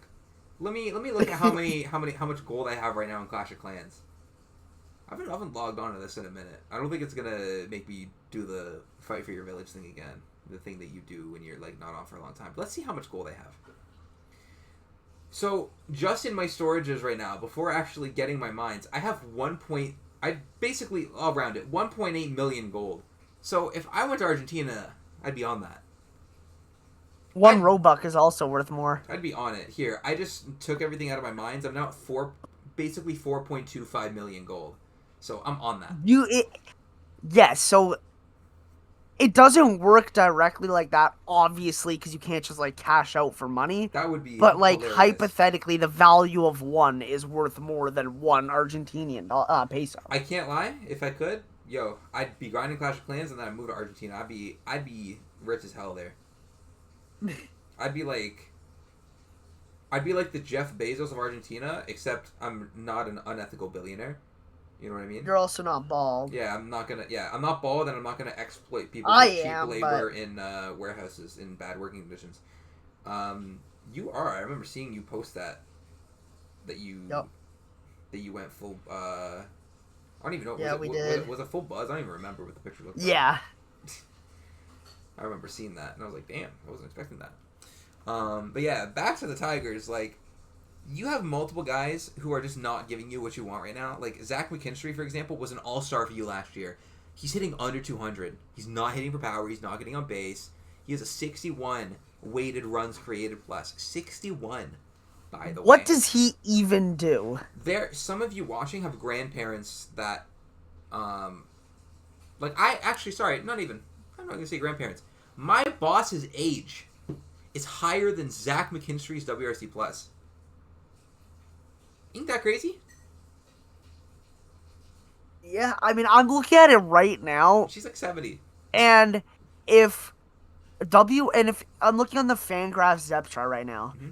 and if you took my dad's age and put that as his WRC plus, he would only be the fourth worst hitter on the team. Hey man, shut up. That's not very good. Yeah, it's not. And again, And man. that's why it's time to move on from Scooble, Yeah, because you're gonna get a haul and exactly. it's gonna be awesome and Yeah, you're gonna be happy. exactly. That's what I'm. Plus, another thing is a team's not gonna give you that much unless they're gonna re-sign them. So if it's a team that's gonna has a chance of re-signing them, you're gonna get a good amount. Exactly. Like you have leverage. You know what I Yeah. mean? If there's a team that knows that they're going to be able to re-sign him because they have the money and they whatever, you can use that against a team that, you know, maybe can't extend them, isn't willing to go as high, and then you can kind of, get them to go up, you can kind of create a bidding war, right? Yeah. Here's the only thing that makes me a little bit skeptical on what I think they're going to do. I sent you this a few days ago, and it was a thing from Bob Nightingale. Now, granted, it's Bob Nightingale, so take it with a grain of salt. That apparently Terry Scuba was telling some friends that he really wants to stay in Detroit for the rest of the year. However, there's two things with that. Let's assume that this statement is true, right? Yeah. There's a very interesting part of that sentence that I think might be really important. This year. Yes. It says nothing about going forward. Yeah. But it sends me in two different directions. Number one, that's not a commitment to anything longer than this year, or even a desire to stay beyond this season. But if I am the Tigers, right? Let's say I'm the GM. If I can, I'm extending Scooble. Like, let's just put it let me make that clear. If I can, I'm extending him because it's gonna be hard as fuck to get a pitcher as good as him. And I mean, he's only 29 right now. He's not like young, but it's not like he's 33, right? Yeah. If I can extend him, I will. But if I'm the Tigers GM, that gives me some level of hope that I can extend this guy. Yeah. However, if I am in that chair, he is getting moved unless we have an agreement before August 3rd. If I don't have an agreement by then, you're gone. Because I'm not chancing shit. Especially with some teams. I know some teams would break the bank for this guy. He's just that good, right? The last thing I want is to get into a bidding war that involves like the Dodgers, the Mets, the Blue Jays, right? Whoever else would be in on the bidding war, I don't know. I think those are three teams that probably are going to be at least in on him, right? I'd imagine the Yankees would be at least in. Yeah, probably. Makes sense. I'm just teams with money that, The Angels will probably be in. Quote just unquote. because just because we don't know what the fuck they ever do. Angels are just going to be happy to be there. They're just going to be happy to be there. But yeah, I think that realistically the move, and honestly, it depends on what happens with Scooble. I think this is very conditional. If you can extend Scooble, you extend him, and then, you maybe trade whatever other expirings. Maybe do, see who you can get that has another year or two of team control. Do that kind of thing. Yeah. But if you can't bring Scooble back, I'm burning it down. I'm burning it down. Maybe not all the way down, but, we're clean. Yeah. We're rehauling this, you know what I mean?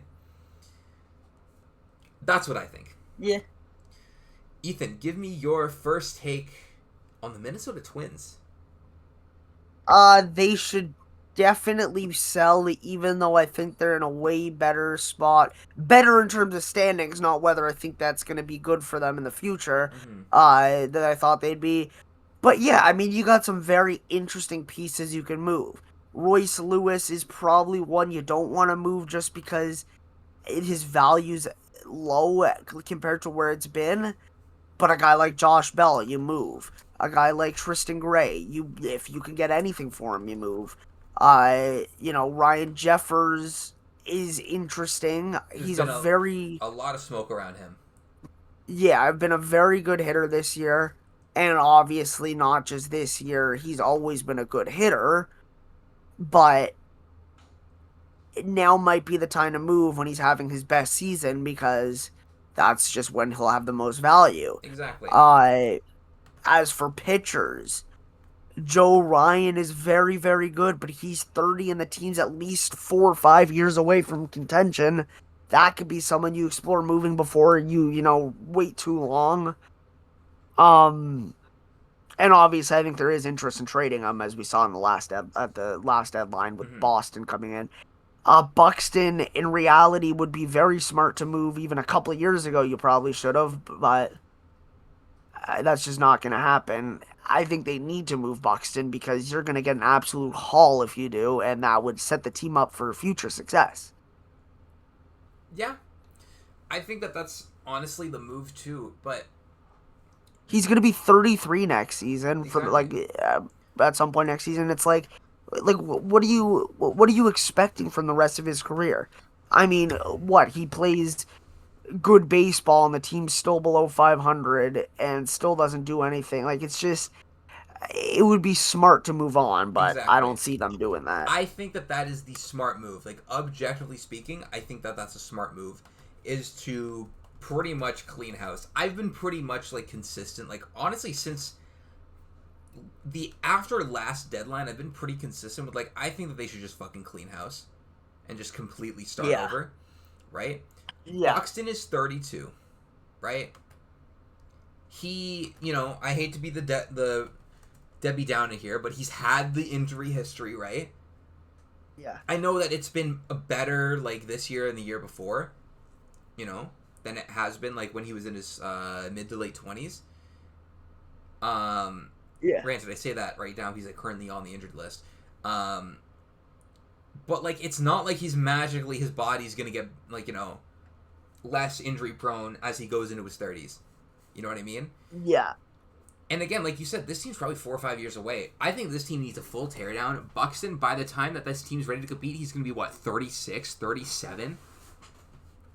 Like, and by that time, what are you expecting to get out of him in 2030, 2031? You know what I mean?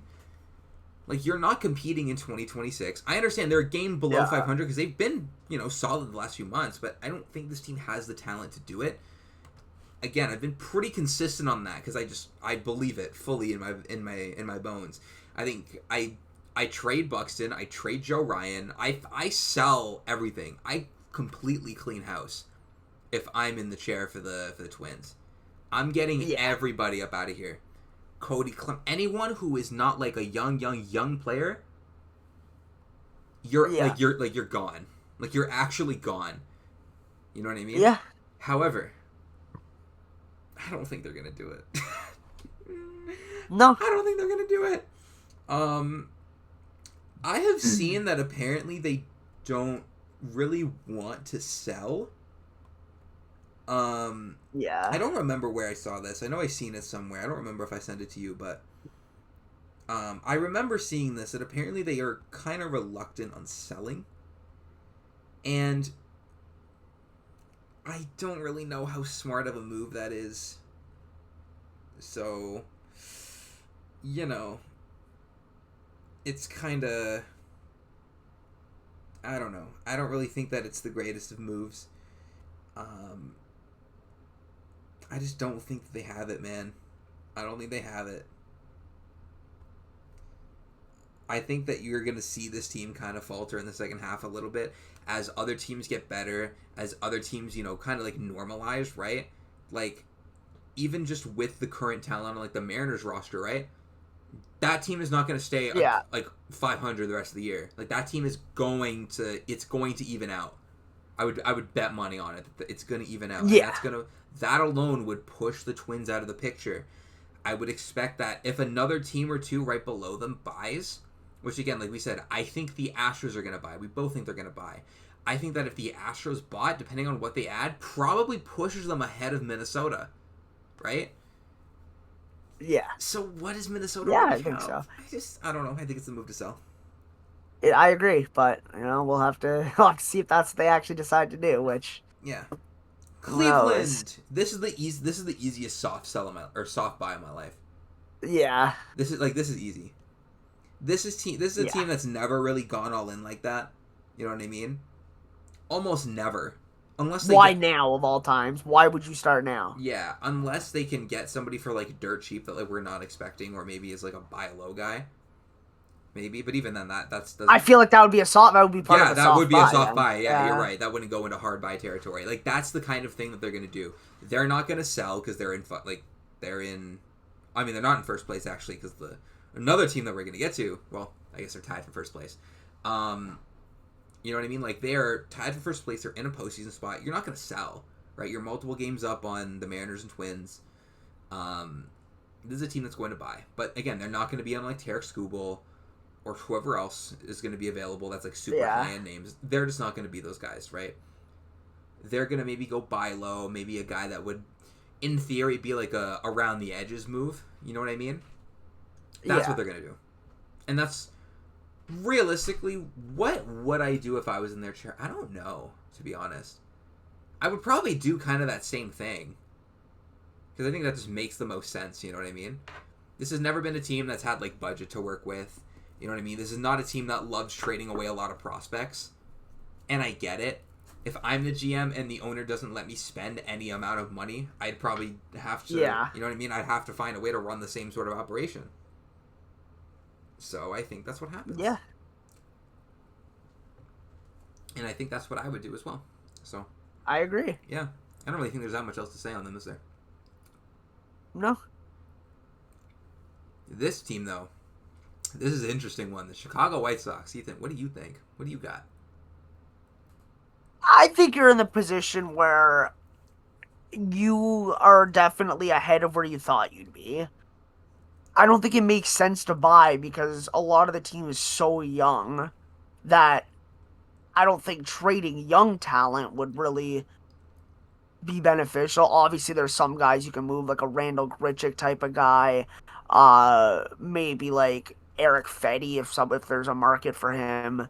But I would relatively stand pat and just kind of work towards the future. I think that they're Mm-hmm. building something very good here. Mm-hmm. I just think that hard buying or hard selling, either sides of the spectrum, neither of them make any sense. Mm-hmm. Yeah. Like, This is one of the rare cases where I think like standing pat's perfectly fine. mm-hmm.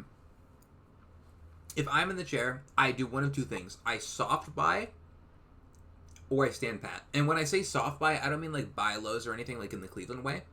Yes. I mean like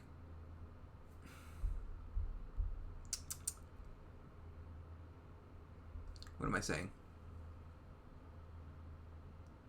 Like the team control type guys, the kind of thing that we were talking about for Oakland, the Athletics. Should be Oakland, fuck. But that kind of thing. I think that's the kind of thing that they could do. And it would be really interesting. Yeah. So that I think would be fun. Yeah, I agree. But you know what I mean? I think that's one of those two options I think is more likely because again, this is a team that again, maybe I'm missing it. I haven't seen much smoke regarding this team. You know what I mean? You haven't I feel like I haven't seen them attached to very many like the big names. Yeah. So I feel like if they are to do something, it's probably going to be like something a little more low key. Maybe I don't know if it's a pitcher. I don't really, off the top of my head, I don't know what they would need. I haven't really thought about it. Maybe it's a pitcher that can help them next year, like the next couple seasons. Maybe it's a hitter. I don't know. Whatever it ends up being. I don't know off the top of my head what their needs would be. I haven't thought about it, but it's something like that. But if not, I'm standing pat. Like I'm just kind of letting it ride as is. I don't like you can't push the button too fast. You know what I mean? Yeah. The team isn't quite there to the point where you completely clean house to get like top talent. I think their move is more or less. But they're also too young to the point where it's like you can't really move anyone big anyway. So Exactly. that's why I think standing pat's probably the best for the team and for the development of the team. Exactly. Like, if you are to get anyone, it's someone who's going to be able to help you for the next few years in this young, like, team's timeline. You know what I mean? Yes. If someone like that is available, right? Whoever that would be, Yeah. I don't know, but it would have to be someone like that. I think what they, again, more or less let the team kind of play out as is, right? Off season comes, and that's when you kind of start doing things. I don't think you go all the way this off season. I don't think you start moving like you're the Dodgers, right? But that's when you start to get it going, you know? So 100%. All right, that's the White Sox. That's the AL Central. So now it's time to go into the AL East. We're going to start in last place again. The Toronto Blue Jays. I have a feeling we're going to have the same answers for both. What I'm doing for the Blue Jays, every single expiring contract is out the door. Here are the guys that are gone. Let me read it off. Clement, Lucas, Vlad's. I'm kidding. But in all seriousness, there's a lot of guys. Yeah, everyone who's expiring, you can go. I'm trading Springer if anybody wants him. I'm trading Gausman. I'm trading Varsho. I'm trading Shane Bieber. Like everyone. Everyone who's expiring. I'm mad. I'm mad with you, Savage. Trade him. I'm kidding. I'm like, yeah. But no, literally. In all seriousness, though, like, there's not many guys I'm keeping right now. I know. Anyone who's expiring, you're done. I think that this is another team who, again, like, same sort of thing. Try to, if you can, try to get guys who are going to be able to fill in, like, the holes on your roster for, like, next season. You know what I mean? Because this roster, undeniably, like, it has talent here. You know what I mean? There's, like, Cease and Yasavage is a really good foundation for a pitching rotation, a good 1-2. You just need some guys to fill out that rotation, right?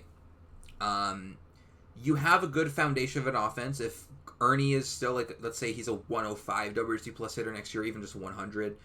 You know, let's say Lucas stays to where he is. Let's assume Kirk and Vlad played somewhat to their talents. I'm not going to say all the way, just because, like, I don't think you can project for best case scenario and plan for that. I think you should plan a little bit under that. You know what I mean? Like, you have a foundation of some solid things here, right? Yeah. Like, Okamoto, Vlad, Kirk is not a bad offensive core. With, you know, Ernie and Lucas as, like, supplementary guys. You have I think you have a really fucking good back end of the pen right now.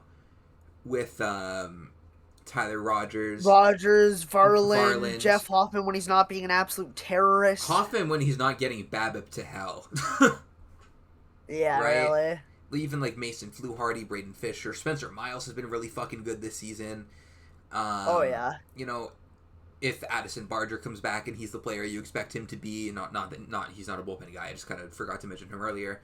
Then, you know, you have a really good foundation for a lot of this roster. Because really what you would need to get, you want to say like 2 pitchers, right? Because next season you go into next season, you're going in there with Cease, Savage, and Ponce in your rotation. You want 2 more guys in there, right? And, you know, whatever depth.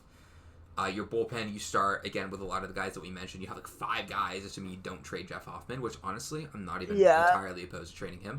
Because I think he would have pretty good value. You know, again, your lineup, you have good guys there. You just need to fill in all the holes.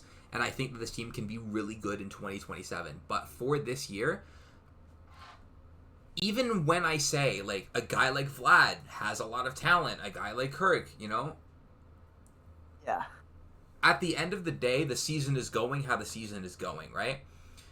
Unless you are going to change how a lot of playing time is going and change a lot of how the lineup is, you are not going to be a good team for the rest of the year. Like, that is just the reality of the situation, right? Yeah. If you are going to continue to hit George Springer in prime run-producing spots when he has not been good this season, you know what I mean? Like, you're not going to get very much out of this offense. You know what I mean? If Dalton Varsho is going to keep not slugging, you're not going to get much. This is a team where, again, we talked about this, I think, last week, Ethan. You know how coming into the season, everyone who said the Jays were going to regress, the reasons being, it was all the complimentary guys were going to regress. You remember that? Yeah. Ironically, it's literally the other complete way around. Everyone who's And it, like the yeah. complimentary guys, like Lucas, Clement, those guys have been pretty fucking good. But everyone who's supposed to be carrying the team on their back, like leading the charge, like Vlad, Springer, Kirk, have not been. Gosman, if you want to throw him in there, they just haven't been very good. Now, a lot of variance is going to kick in. I don't expect Vlad to be I don't expect Vlad to be on pace for single-digit home runs midway, early in July Yeah. next season. I think that is an insane outcome, and I would be so shocked if that happened again. I also just straight up don't expect him to be a below-average hitter again. Again, I think there's just way too much talent in that bat. There's a lot of other guys, too, who I would be really surprised if they had the same level of season. But you have talent here that you can build around. Like, you have the foundation of something. But you need to fill out the rest with, you know what I mean? Like, Yeah. you got to get some more productive guys in there. And we know the Blue Jays like to spend. They are not afraid to open the pockets in the offseason. And they have a lot of money that comes off the books. Like, Springer's contract is done. Gosman's contract is done. Varsho is off the books. Not that Scherzer was making a whole lot of money this season, but he's off the books. Bieber. That's a lot of money that comes off the books this season. Like, Yeah. they're going to be able to open their pockets again, right? Plus, they have some young guys. They have some young talent in the minor league system if they want to make a trade, or if they want to.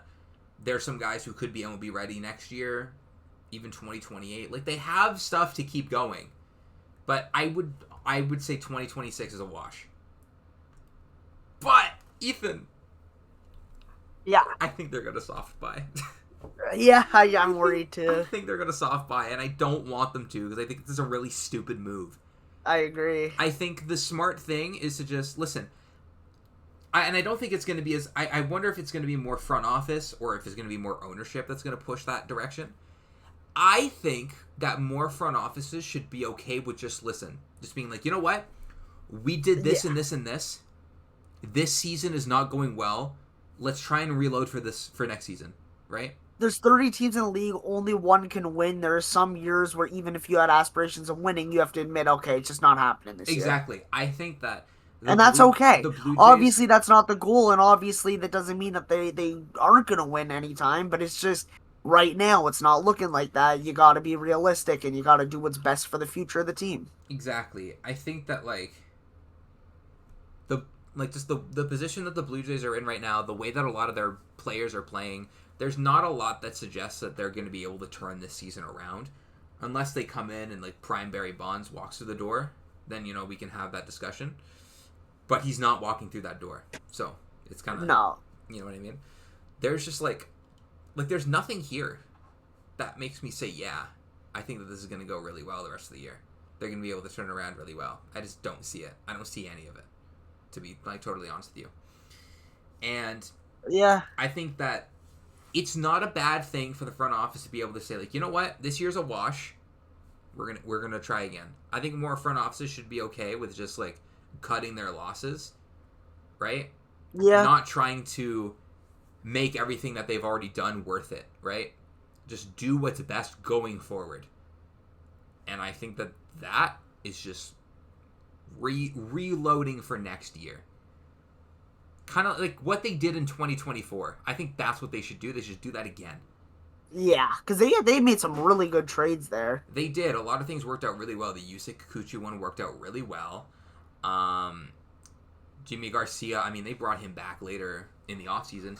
And you can even do that again, right? That's what I could see happening with Gossman, honestly. I could fully see that. Yeah, that's the guy who I was thinking about that with. If you trade him, you can just bring him back. I'm sure he'd be down to do it, right? That's another pitch. I would think. Bring him back on you want to say 1-2 year deal, 2-year deal, let's say. I don't think he gets more than a 2-year deal unless he pitches phenomenally well down the stretch. 2-year deal, let's say. Just a middle of the rotation guy. Just give your rotation some stability. You know what I mean? Yeah. I think that's totally doable. I don't know. We'll see what they do. Unfortunately, I do think that they're going to soft buy, even though I do think that they should kind of soft sell and just sell all the expiring all the expiring contracts, I think, should just go.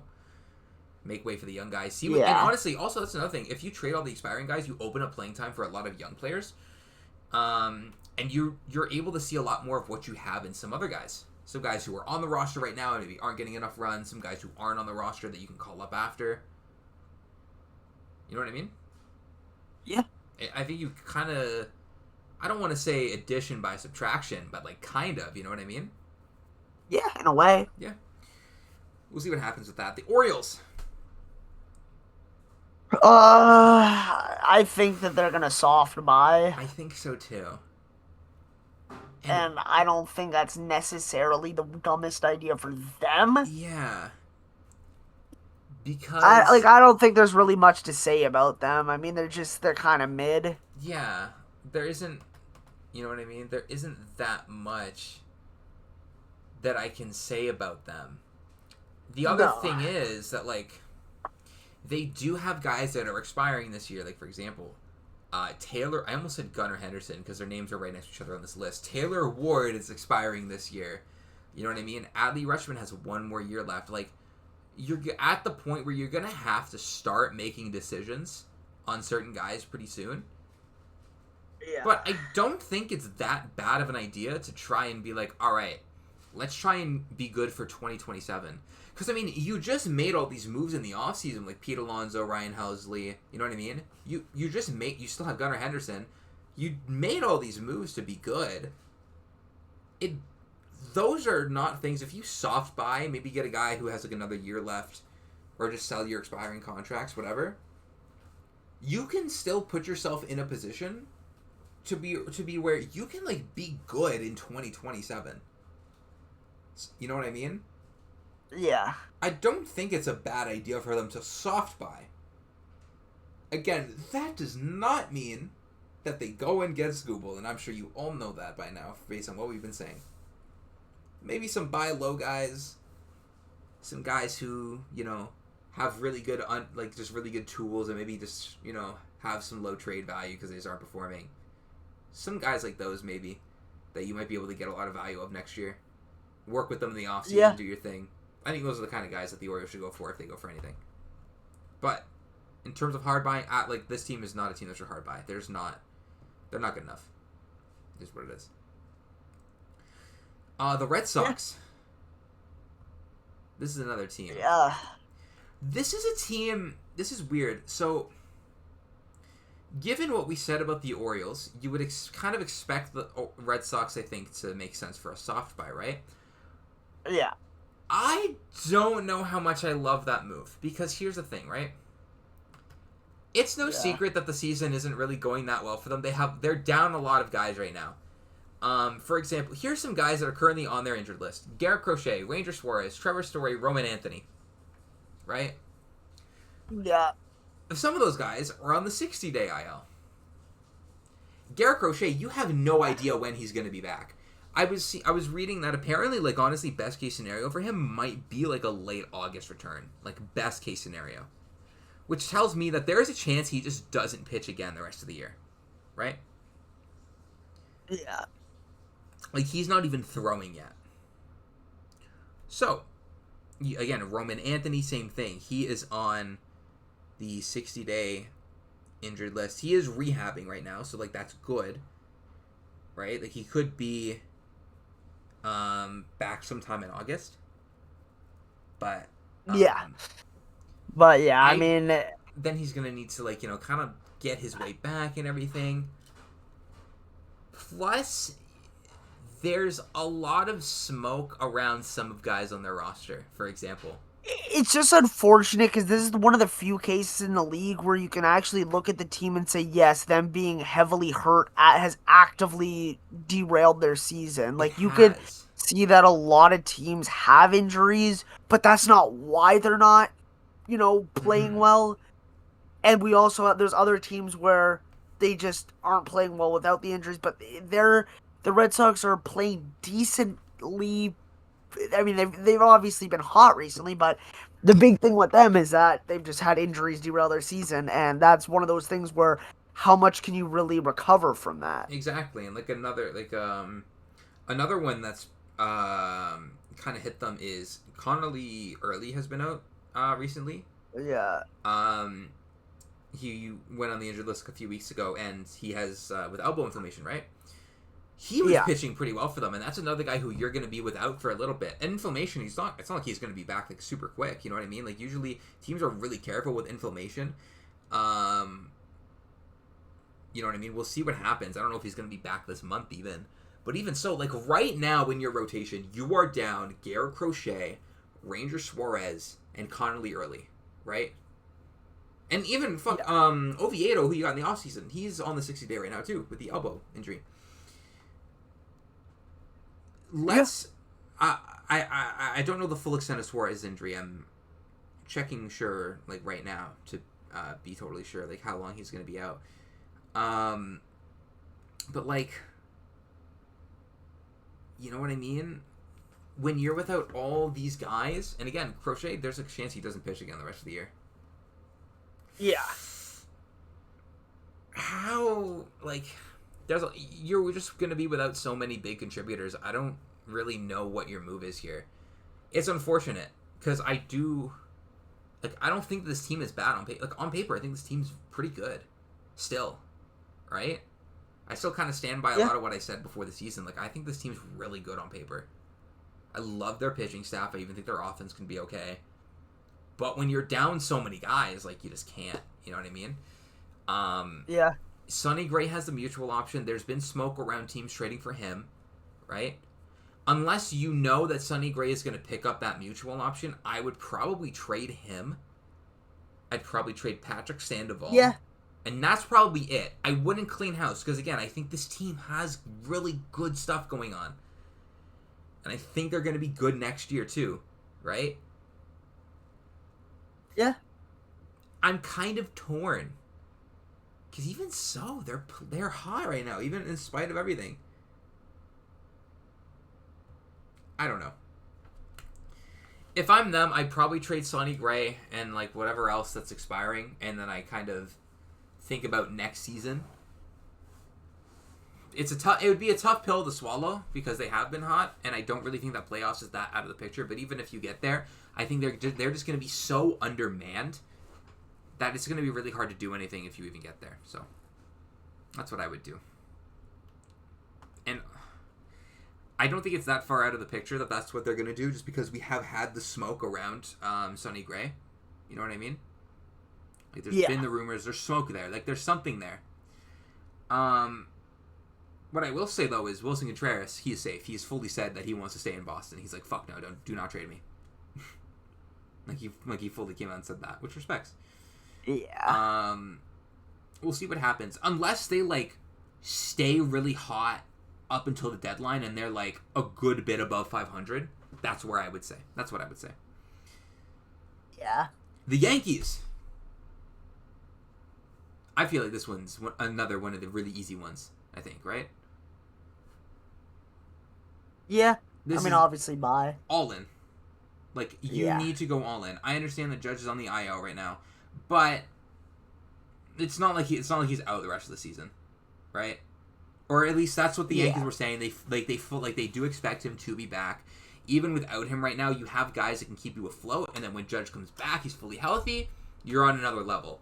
I would be all in on the top talent if I'm the Yankees right now. Because here's the other thing that you need to consider, right? It's not even just like, oh yeah, this guy's hurt, this guy, whatever. The Yankees are not getting any younger, right? Yeah. Cody Bellinger's 30, Garrett Cole's 35, McMahon's 31, Judge is in his, how old is he? Like 33, I think? He's 34, excuse me. Rodon's 33. He's on the IL too right now. Like Fried's 32. These guys are all in their 30s. You're at the point where you need to start realizing, like, we don't have that much longer before a lot of these guys start to go on the decline, right? So, you kind of need to go in. And I think this year is one of those years where you're going to be able to go. I don't know if it's going to be Tarek Skubal. I don't know who the name is going to be, but I think that they need to swing for the fences this deadline. I think that's what they need to do. They need to go all in. as all in as they can. You know? Yeah. So, that's what I would say. And I think that's more or less what they're going to try and do. I don't know if they're going to land a Tarek Skubal, but, like, the last few deadlines, like, even last year, they didn't land anyone, like, super crazy last year, but they were busy last year, you know? They were busy. Yeah. They made a good amount of moves. They made moves that, on paper addressed their weaknesses. And they got really good guys to do it. Like, they got Bednar, they got Camilo Doval, which, those moves are going how they're going, but, on paper, you look at that at the time, you say that's a really good fucking move. And there's no reason for them to do anything else other than just go all in. I feel like that's an easy one. The Rays. This one is an interesting one. I think that I agree. just because the Rays have never been that team that goes all in on the top names, kind of like the Guardians, right? However, there was the one report. I sent you this one. I know I sent you this. There was a few deadline related things in here. Was that apparently the Rays plan to be pretty aggressive this deadline? Now, to what extent that entails, who knows, right? We don't know to what extent what that is. But they do apparently, according to, again, this is Bob Nightingale, so take it with a grain of salt, they do plan to be aggressive. Yeah. Now, that I doubt that means the top end guys. I think that means a lot of some of the tier 2, maybe a good amount of the tier 3 guys. You know? I think those are the guys that you're going to see the Rays link to a lot more. I think that makes a lot of sense, given that that's typically what they do more. Unless they get somebody, like, pretty good on an expiring contract. Like, you remember when they went and got Nelson Cruz for that one half season? Yeah. Like, I could see them doing something like that. I don't know who the equivalent this year would be, but, like, someone who's, like, a big name, but, like, on the expiring contract. I could see something like that happening. Whoever the name is. I don't know who it would be. I haven't thought about it. But something like that, in that realm. Yeah. What do you think? Or are you kind of on the same page? No, I'm on the same page there. I mean, I don't really know exactly what they can do to make the team better. They have some prospects that are definitely expendable, but at the same time, you don't want to just completely destroy the farm system for something that may or may not be there. Mm-hmm. They're not in a win-now position like the Yankees, so I don't think that they need to be as aggressive. Yeah. But I also don't think they're in a situation like the White Sox where they can afford to just stand pat fully. Exactly. So I think a soft buy is fair. Yeah, I would agree. All right, Ethan. All right. Take us on Now to the National League. Take us on to our next team. The National League. So let's start off with the Colorado Rockies, who should sell, and I don't think there's anything else that should be said about them. Yeah, is there even a conversation for anything else? No. I don't even think there is. So, I don't even think it's worth. They are a more fun team this year. They are looking like they have some pieces that can be solid, but absolutely. Aside from that, they're just still not close to being ready. They're still at least a few years away. And honestly, I think that's where we end the discussion. I don't even think it goes any further than that. Yeah. And that's... Same thing for the Giants, honestly, too. Yeah, the only thing is, I don't think that the Giants are gonna... If I'm the Giants, if I'm in the chair, fire sale. Like, everything's available. Yes. Like, moving out sale, clearance sale, everything. Like, everyone is available. Yeah. I don't think that that's what they're going to do, though. I think they'll trade guys like Robbie Ray and Luis Arias. Yes, but I think they're going to try to get some decent pieces for some reason. I think they're going to go more for the MLB player route, like the average age guy, rather than the prospect or the young guy. Yeah, that's what I think as well. I don't think that they're going to go all in and try to do like the full youth movement. I doubt it. I also think it's going to be kind of hard for them to move, like, their big contracts right now. Like, I think it's going to be kind of hard to move Devers, hard to move Adames, Jung-Hoo Lee. Those are guys who I think it's going to be kind of hard to move. Yeah. A guy like Logan Webb, I think, can garner a good amount of interest. There's been a little bit of smoke regarding him. I don't think he does get moved. Because I just don't think the Giants are going to do full-on fire sale, even though I think they should. But yeah, Yeah. that's what I think they should do. That's what I think they will do. I think they'll soft sell their expirings. Maybe some other guys. If they can get off of a big contract, I think they will. But I don't think that it's Yes, going to but I don't happen. think teams are going to be lining up to help them out. No. If I'm a team, I'm not. I don't really want Devers right now if I'm a lot of contending teams or Adames or a lot of these guys. I will be calling, if I am a contender, I will be calling about Luis Arias. I will be calling about Robbie Ray. You know what I mean? These are guys that I Yes. think it makes a lot of sense for teams to want. Yeah. And, But like a and Devers, I'm not helping them out unless they're retaining a good chunk. or they're giving me some insane assets in return. Yeah, like you're including like Eldridge or something just to take them on. Exactly. Like, you know? That's what I would need. Yeah. Next team on the list, the Padres. Yeah, I think that that's a team that should buy. I think yeah. And we know what they're gonna do. AJ Preller, Yeah. he likes to let them hang. That's another thing with what AJ Preller does. I can't even say they should do something because it's just so unrealistic for them to just stay as hard sell, Yeah, even though they shouldn't. Like I don't think it's you like know, he's the gonna go worst all out. idea in the world to try and trade a lot of your big contracts, like, and specifically I mean like Machado and Bogarts, like those types. I don't think it's a bad idea, There's just but it's not also probably not going to be that many suitors. Is the suitors. issue as Yeah, well. and also I think there's still upside on Machado. You know what I mean? I don't think he's a total wash. Yeah. And also, fucking AJ Preller is not over his dead body. Is he gonna allow a team Yeah. sell to go through? Hell no. If he's in that chair, they're going all in. That's what's gonna happen. Yeah. I don't know if all in is the best move unless you're able to completely like revamp your offense. Because like Yeah. it's no secret their lineup sucks, right? Yeah. Even though like talent wise, like they should be better than they are just based on the names in that lineup. It's no secret their offense sucks. It's been this way for a bit right now. You know what I mean? Yeah. It just kind of is how it is. They are tied for dead last in WRC plus right now. They are dead last in runs scored. They are 22nd in homers. Like pretty strong argument. And sorry, OPS they're also dead last. Pretty strong argument for the worst lineup in the league, which you would not expect from a lineup that has guys like Manny Machado and Fernando Tatis. Yeah. You would not expect it. But that's the reality of the situation, whether it's pretty or not, that's just the way it is. Yeah. So if I am and despite this, they're still at 500, by the way. If I'm then, I am trying to find any bat that I can. Anyone that can mash. Right? Yeah. And I'm going for it. Because that's what they need. Because this team has a lot of talent still on paper. We know what their bullpen can do. If some of their guys in their lineup can turn around, we know what they can do. They have some guys in the rotation. Their rotation isn't like, spectacular. But Michael King is, pretty good.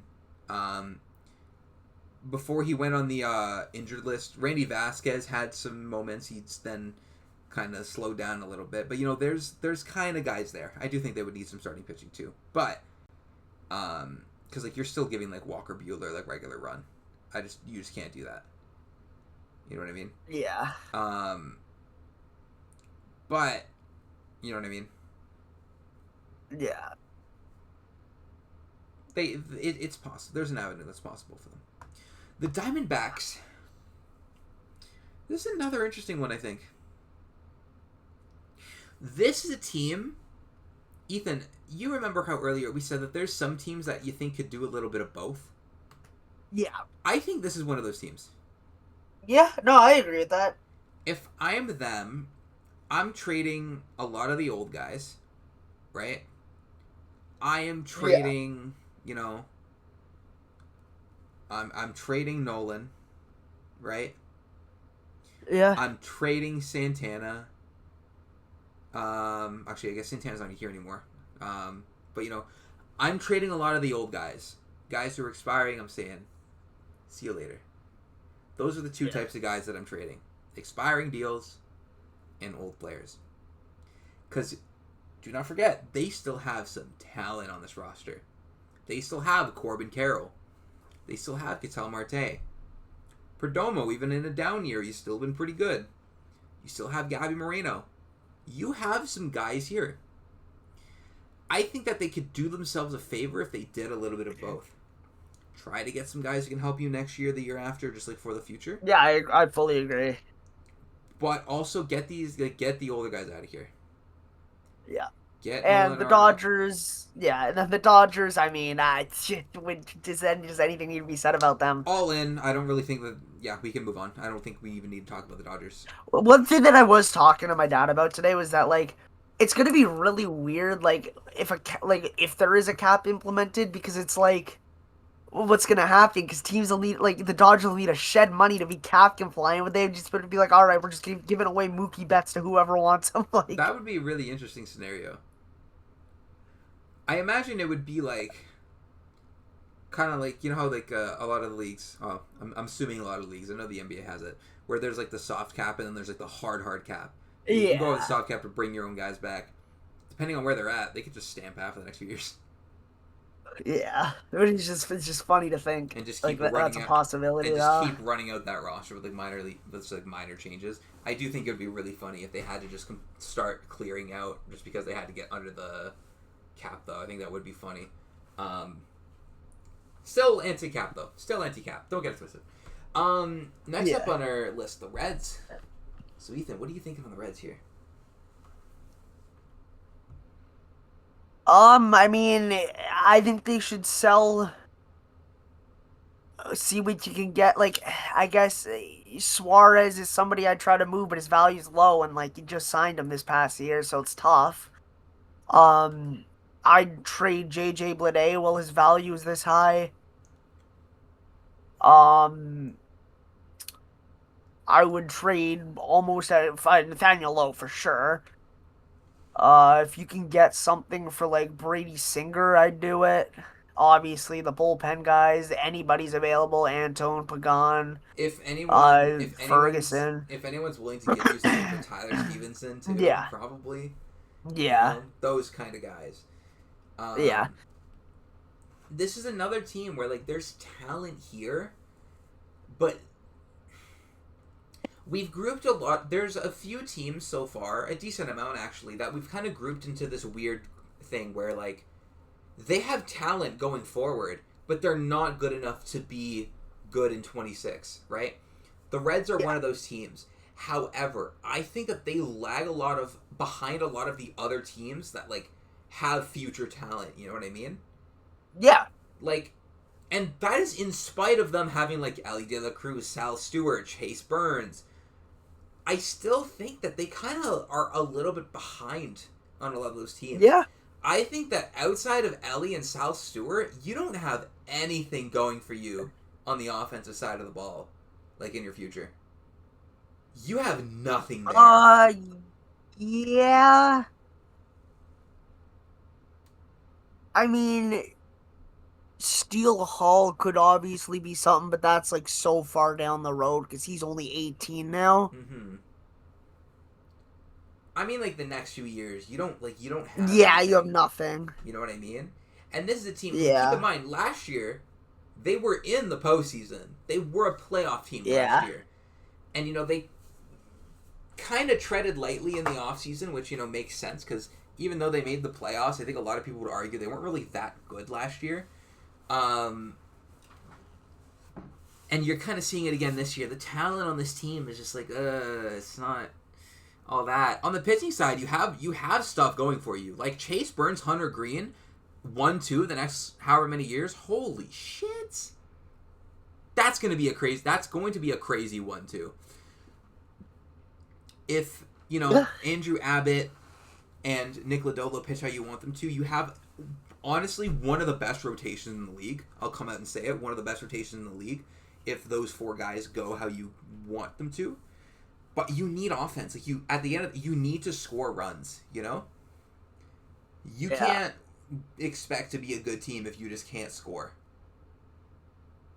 And they can't. You know what I mean? like they have. I don't think it's. I mean, it's obviously. I doubt it's a hot take to say they have a bottom 10, or debatably bottom 5 lineup in the league. Probably, I'd probably say bottom 5. Right? Yeah. Like they're Yeah, it's just like hovering around yeah, that I don't range, know. hovering around the range of bottom 5. You need things around Sal Stewart and Ellie De La Cruz. You need stuff around those guys. Yeah, yeah, we'll see. We'll see what they're able to do. We'll get more into that obviously next episode when we're actually predicting guys to get moved in and out. Yes. But Pittsburgh, I would honestly soft buy. Yes. Because I don't think, and by soft buy, I don't mean like, oh, just kind of see what's out there, maybe get, but I would like really see what's out there, maybe sell off some of the pieces that if you can get anything for, and like those kinds of guys, but then keep like the actual main course of the team, if you will, yes, intact. there's guys this year who they could trade. Like they could trade Brandon Lau. I wouldn't. Oh, I would I was not even absolutely who I not. was. I'm no, no, No, no, no, no, no, no, no. no, no. I'm No, sorry, saying sorry. like if I know. anyone wants like Henry Yeah, Davis yeah, yeah, or yeah. Marcelo Yeah, Zuna. yeah, no, no, no. Don't worry. I know what you're saying, right? Yeah. I'm just saying, like, in theory, they could Yeah. trade Brandon Lau because he's expiring, right? And those would be the kinds of moves that have set this team back for so long. Exactly. You know what I mean? Keep the guys that have been key to your success this year, right? Because everybody knew that this team was going to take, almost like a lot of people knew this team was going to take a step forward this year. They added bats in the offseason, and we knew that they were coming, right? Pause. Yeah. And they have came. Pause. Yeah. And you're right there. What are they, like a 2 games out of a playoff spot? They're 2 games behind the Marlins right now. This team can absolutely get into a postseason spot if they make the right moves, right? Yeah. Again, you can sell certain guys. If anybody wants Marcelo Zuna, I don't really know if anyone would want him, but like if you can get I heard the something... police do. You might be right. The prosecutors, but aside from that, it's probably fucking Arrive Alive is looking for him, bro. yeah, it's just probably a relatively short list on teams that would want him. Very short list. Absolutely, because in fact, the list would be so short that you're saving paper by just not having to even use it to write the list because there's probably nobody on it. that's the type of thing that like they send at work, and I'm like, I'm not even gonna bother printing this out. Yeah. Right? Like, they have stuff here. Their offense is really good, and we know how talented their pitching staff can be, right? Yeah. They have had, let's look at their starting rotation, right? Obviously, the big ones are you have Paul Skeens, right? That's the big one. One of the best pitchers in the league. Braxton Ashcraft has also been insane this year, right? Huge breakout from him. You have had Carmen Mojinski. Am I saying that name right? I know I was yes, fucking you it up. are. Mojinski, thank you. Because I remember, I think, like early in the season, like I was fucking it up, and then I think you actually corrected me on it. He has been pretty good this season too, right? He's kind of been between the bullpen and the rotation. Here's the other thing. Mitch Keller and Bubba Chandler haven't been as good. You're kind of looking for Mitch Keller to be like that stable, the guy that just stabilizes the rotation. You know what I mean? Not is giving you peak. Yeah, that's one of those guys who you could afford to move on from. Yeah, that's a guy who you could, But I think last year would have been the time to trade him. Yes. And, if Bubba Chandler, gets his stuff together, because we know there's talent in that arm, and obviously he's really fucking young. But, we all know that there's talent in him. There's a lot of talent there. If that kind of comes together a little more in the second half of the season, your rotation looks a lot better, right? If we go over to the bullpen, right? Yeah. Like, you have a lot of guys here, too, who are not necessarily performing to the way you would expect, right? Dennis Santana is a guy who you would want to pitch better, right? Unfortunately, even his underlying stuff is just not good.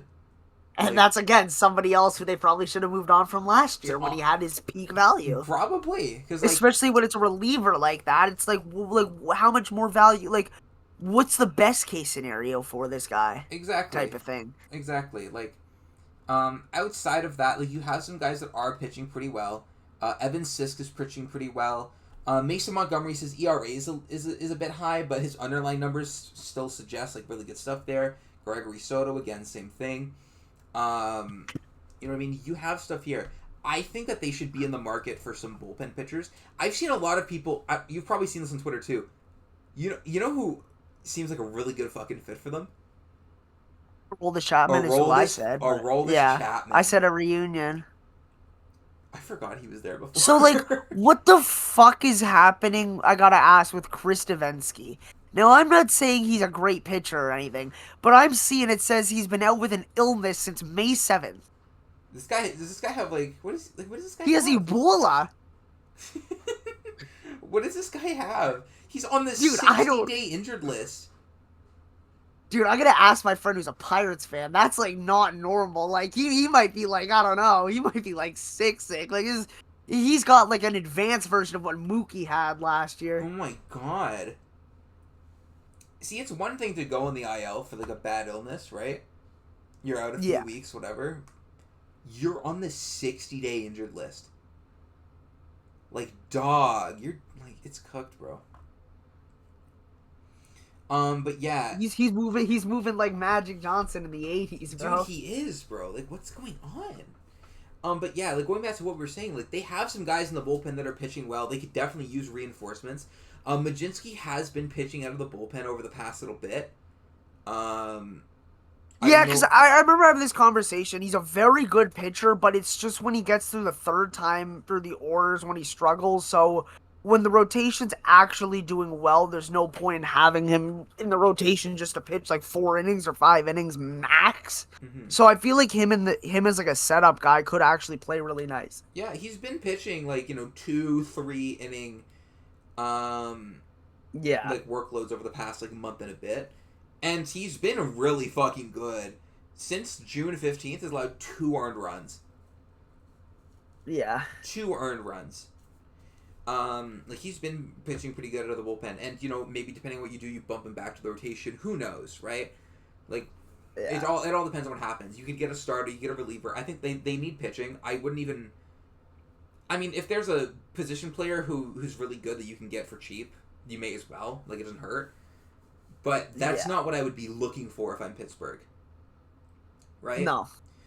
But what in specific will we be looking for? Well, you're just gonna have to tune into our next episode. Yeah, you can hear us say that next week, not last week.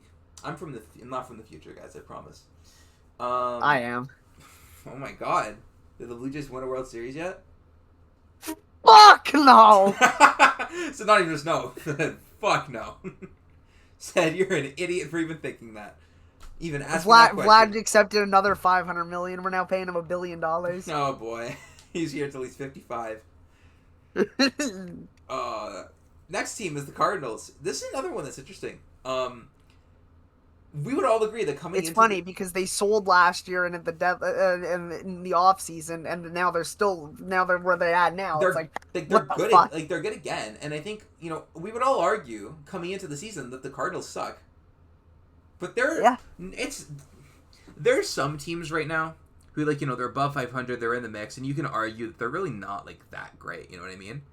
Yeah. But the Cardinals are objectively playing some pretty fucking good baseball this year. A big part of it is how good their young position players have been, right? They call up J.J. Weatherhold, and he's in Rookie of the Year conversations. Jordan Walker has been one of the best hitters in baseball this season after looking... Not to be the guy, he's been awesome. He's looked cool. Oh, I mean, we didn't even talk about the Derby or the All-Star game, but not really. I mean, that was electric. I really liked the Derby this year. I mean, obviously the format still could use some tweaking, but it was very fun. Yeah, absolutely.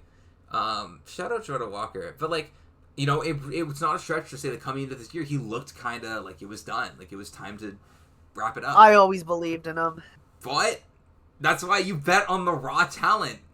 That's why you always bet on the raw talent, because it's gonna That's work exactly out. why you look at these numbers. Like, that's the thing with Jordan Walker. It's because it's easy to look at his average or his OPS. You'd be like, oh, yeah, not good. But when you see his bat speed, he has generational bat speed, first of all. Yes. Second of all, you know, he's always hit the ball hard. That's never been the issue. It was a matter of figuring it out. And that's exactly what he's doing. It's great to see, especially when it's guys who are top prospects who, I mean, he's only 24. Like, with how long people have talked about Jordan Walker as a guy who's going to break out, you would think he's almost 30 by now just because of, like, Yeah. how long he's been considered that, like supposed to be that guy for. And Absolutely. now he's putting it together, and he's only 24 years old, He put it and he's looking together. like, He yeah, made the adjustment too. Like he he's looking incredible. like he's doing a lot of. I mean, we say this all the time. I'm gonna say it once. I'm not gonna say it again. I promise. More balls in the air, pulling more fly balls, made the adjustment, and obviously with his, um, quality of contact stuff, all of that now starts to go your way. And obviously those aren't the only adjustments. Like other stuff too. But those are some pretty big things too. He makes the adjustments, and again, you're right. He is really young. I'm not gonna lie. I kind of forgot how young he was. I thought he was like 26. In my head, he was like 26, 27. That's still very like that's what's makes him so much more valuable too. It's the fact that like this breakout isn't a guy who is just 1 year randomly close to 30. That's like, oh, let me just have a good year. This very well just could be Jordan Walker, and Yes. this is him breaking out. Yeah, and it's just this is the breakout year. You're right, but like coming into the year, you weren't projecting Jordan Walker to do this, right? You weren't. No, I like you know what I mean? I will say. I'm you know what I mean. I'm not gonna. I've always liked Jordan Walker. I've been a believer of him.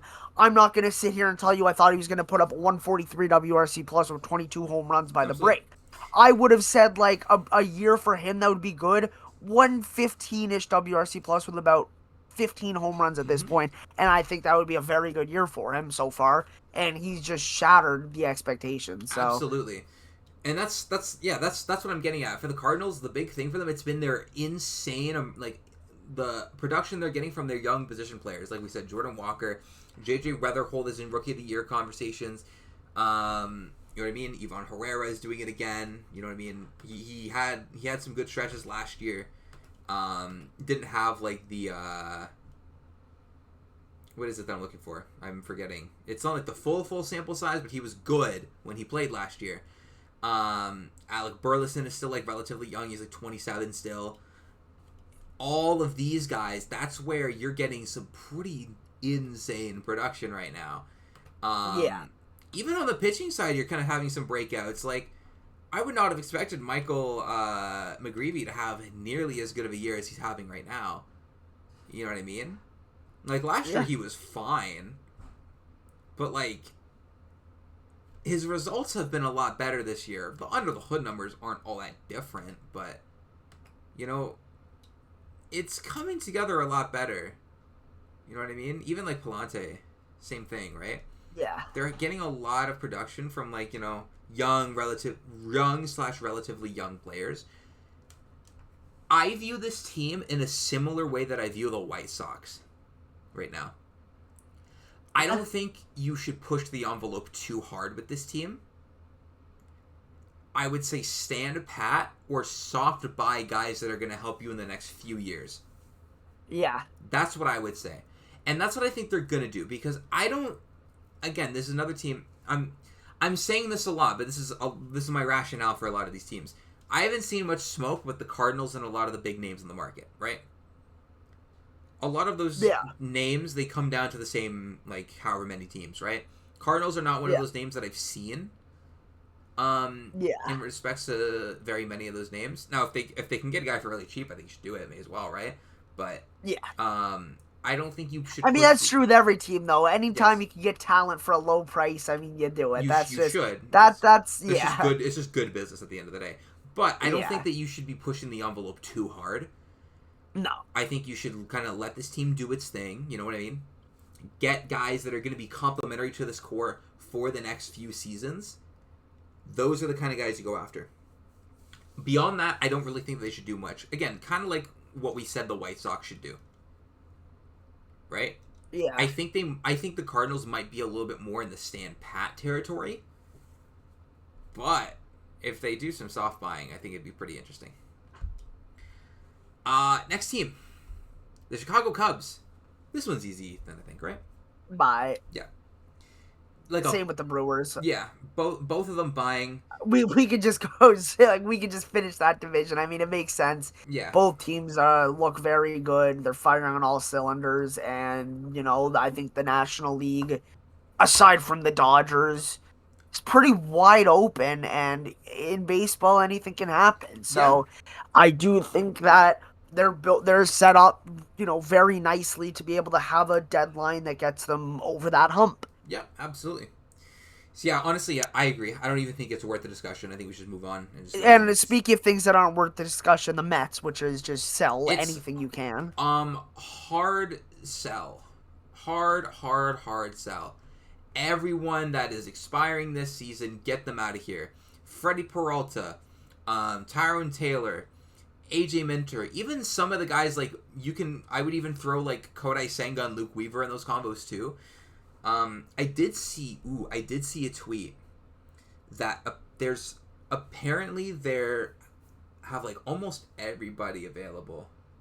Let me find it. Did I see? I don't think I sent it to you because I saw it like not long before we got on here. Okay, sorry. Here it is. So this is from Chelsea Janes, who is an SNY insider, right? Apparently, the Mets informed teams that everyone except Juan Soto, Nola McLean, Carson Bench, AJ Ewing, and Christian Scott is available. And I think that is exactly what they should do. Right? Yeah. I don't think Lindor is a guy that I would trade, but I'm not necessarily like opposed to the idea, at least. You know what I mean? Like when I go down this, I think Bo Bichette, you're out the door. Sean Manaea, you're like if I'm in that chair, I'm trading Bichette, I'm trading Manaea, Polanco, Senga, Weaver. Maybe not Weaver. But Peralta, like I'm fucking. I mean, it's a reliever though. If you can get a good price, I think you get good value. Why not? Yeah, you're right. No, you're right. You're absolutely right. I have to see what the price is, but like like I'm genuinely, I might clean. I would border on like cleaning house with this team.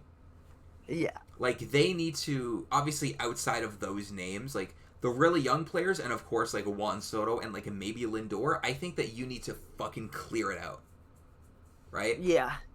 Because like you're not doing anything. Like you're not going to do anything this year. You honestly might be in too deep. I don't even know if you're going to be able to do anything next year, to be honest with you, unless you have a generational offseason. You know what I mean? And that seems to, based on this report, that seems to be the direction that they're going in. And for their sake, I'm kind of glad. Because, I mean, obviously they were never going to buy, given the hole that they've dug themselves in, right? Like, they're almost 12 back of the playoff spot. You don't buy when you're that far back, obviously. Yeah. Anyone could tell you that they're not buying. But I'm glad that they're going this hard on, like, we need to just completely overhaul this. This isn't working. We need to strip this down and build it back up.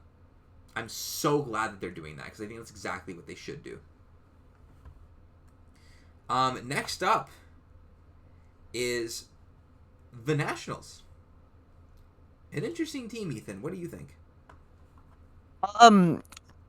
The guys that are really doing the stuff that's impressive, like Woods, Abrams, I'd keep all of them. I know we talked earlier, like in the season, about Abrams being a possible guy to move, but now I just don't see how you can do that. I think that they should also do similar to Chicago, stand pat, sell what you have that people want, but just keep the team young and just keep building. And like the White Sox, they have some good prospects to come up soon too, so they're really building a nice little foundation there. Yeah, with Abrams, Wood, I think you have something really nice there. It worries me a little bit. I don't want them to trade either of those guys. You've seen the rumors that apparently like they're open to offers on those two. I'm sure you've seen it, right? Yeah. I saw a tweet. I don't even remember who this was from, so I don't even know. This very well could be fake. That they started that apparently they were having excuse me, conversations with the Red Sox about James Wood. Now, conversations can mean a whole lot of things, right? That in theory could mean the Red Sox called, say, hey, what are you willing to give up James Wood for? And then the Nationals hung up the phone, right? Or they said fuck you and hung up Yeah. the phone. That's a conversation. You know what I mean? We don't know what the extent of it was, if it happened. But that's scary. I don't like that kind of mentality. I think that they should kind of try to build around those guys. But again, I agree. Like sort of White Sox / Cardinals way of doing it. Next up, Yeah. though, the Miami Marlins. Another one where I think they can kind of soft buy. I think this team has a good amount going for it. What do you have to sell besides like Pete Fairbanks and Sandy? You know what I mean? Because a lot of your guys are under a lot of team control. You know what I mean? Yeah. And I don't think if I'm them, given how the season's gone for them so far, I'm not trading Sandy this year. I'm not trading him. No. I want No. like this team is good, and I think you need. I would need to get absolutely blown out of the water with an offer for me to do that. Yes, I would, and I would entertain offers for Pete Fairbanks. I would actually probably try to. Well, they'd be encouraged actually. I would try. I would actively try. I would probably go to bed and pray that a team offers. Yeah, me I mean, something here's the thing.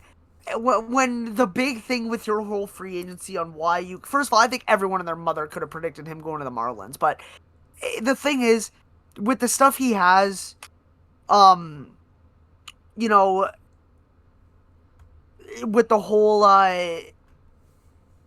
you know, the Raynaud syndrome of the, you know, the cold causing the stuff, like the nerves in his,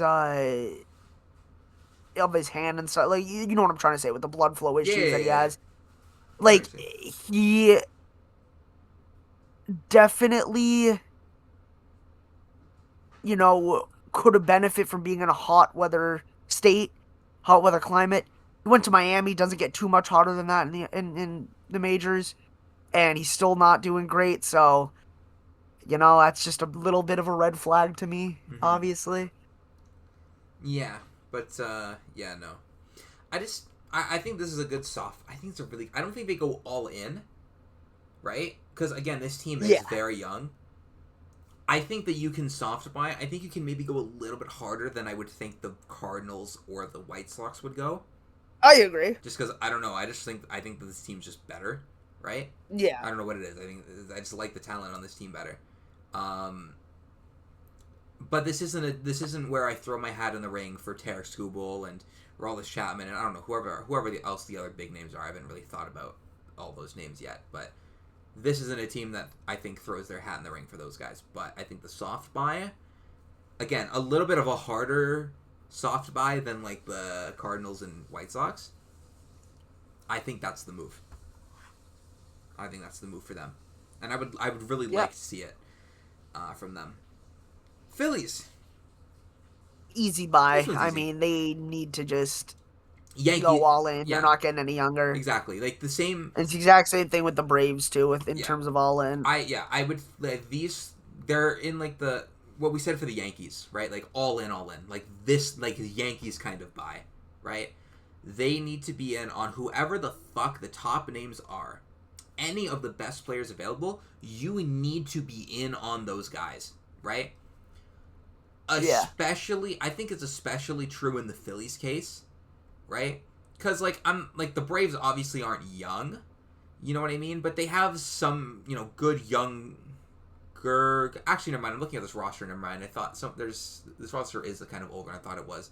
I knew it was old, or older, but still. But the Phillies are they're an older roster in comparison. You know what I mean? When you look at a lot of the guys that are contributing for you, your key players, Zach Wheeler is 36, Kyle Schwarber's 33, Bryce Harper is 33, right? You know what I mean? Those are your big guys, right? Even Christopher Sanchez, like he's not old, but he's almost 30. You know what I mean? Yeah. That's like the young end of your top players. Jesus Luzardo, I guess, is 28, but even so, that's not like super young. It's not like he's 23. But yeah, they don't have that much longer left. You know, this is another team that, just like the Yankees, and I'd say the Phillies and the Braves, they fall into the same camp. I'd argue all three teams fall into this. You guys don't have like that much longer left. You know what I mean? I would argue it's a little more urgent for the Phillies, just because I don't know. But both teams, a lot of their key contributors are old, or on the older side. You know what I mean? They're on the wrong side of 30, whatever it is. For the Braves, Chris Sale is 37, Raisel Iglesias 36, Matt Olson 32, Robert Suarez 35, right? Yeah. Guys are up there, right? Sure, you have a Michael Harris who's 25, you know, a Ronald Acuna who's 28, right? But that's only so many guys. A lot of your core is on the older side. Or they're not under control for that much longer, like Albies, I think, is under through next year, and I think then he's expiring, I think.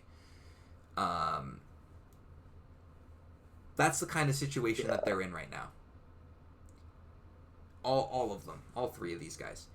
And I think all these teams should all be kind of moving in the same way. They need to understand that they don't have much longer left, right? So they need to make the most out of this year and like whatever next few years that they can, because not much longer you're going to be looking at this is kind of the end of the road, I think. Yeah. Whew. And with that, that's all 30 teams. Yes, it is. That is all 30 teams. Unless you have anything else to add, Ethan, then I think we're ready to send this one out. I think that's good, yeah. All right. So, anyways, everyone, thank you for sticking through all the way or just listen to a little bit. Anything is all good. We hope that everyone enjoys the start of the second half. First game of the second half is today. The Mets actually beat the Phillies. But I think by the time we started, like the game had just started too. But you know, yeah, it's time. Things are about to start like happening. There's probably going to be some moves. I don't think there'll be too many by the time we do our next episode, but there's going to be some. I think right around the time we record next week, I think that's when it's going to start heating up. But yeah, we hope that that everything is fun, it's enjoyable. We hope the hot stoves, gets hot. Not too hot because we have a smoke problem here. So yeah, not too hot. But I would love to see some things happen. But yeah, anyways, we will see you next week. Like we said, next week we are going to try to predict where a lot of the top trade guys are going to go. If you remember the episode we did last year, it was the very first episode of the show, I'm pretty sure. It's pretty much going to be, we're doing that thing again. We're going to be trying to predict everything again. So, I don't know. I'm excited for it. And, yeah. I'm excited to do that. I'm excited to do that for all of you guys. See what we get right, what we get wrong. Do I pull the Gino and Naylor to the Mariners thing out of my ass again this year? Hopefully. Maybe. I think that'd be tight. But yeah. Anyways, take care, everyone, and we will see you soon.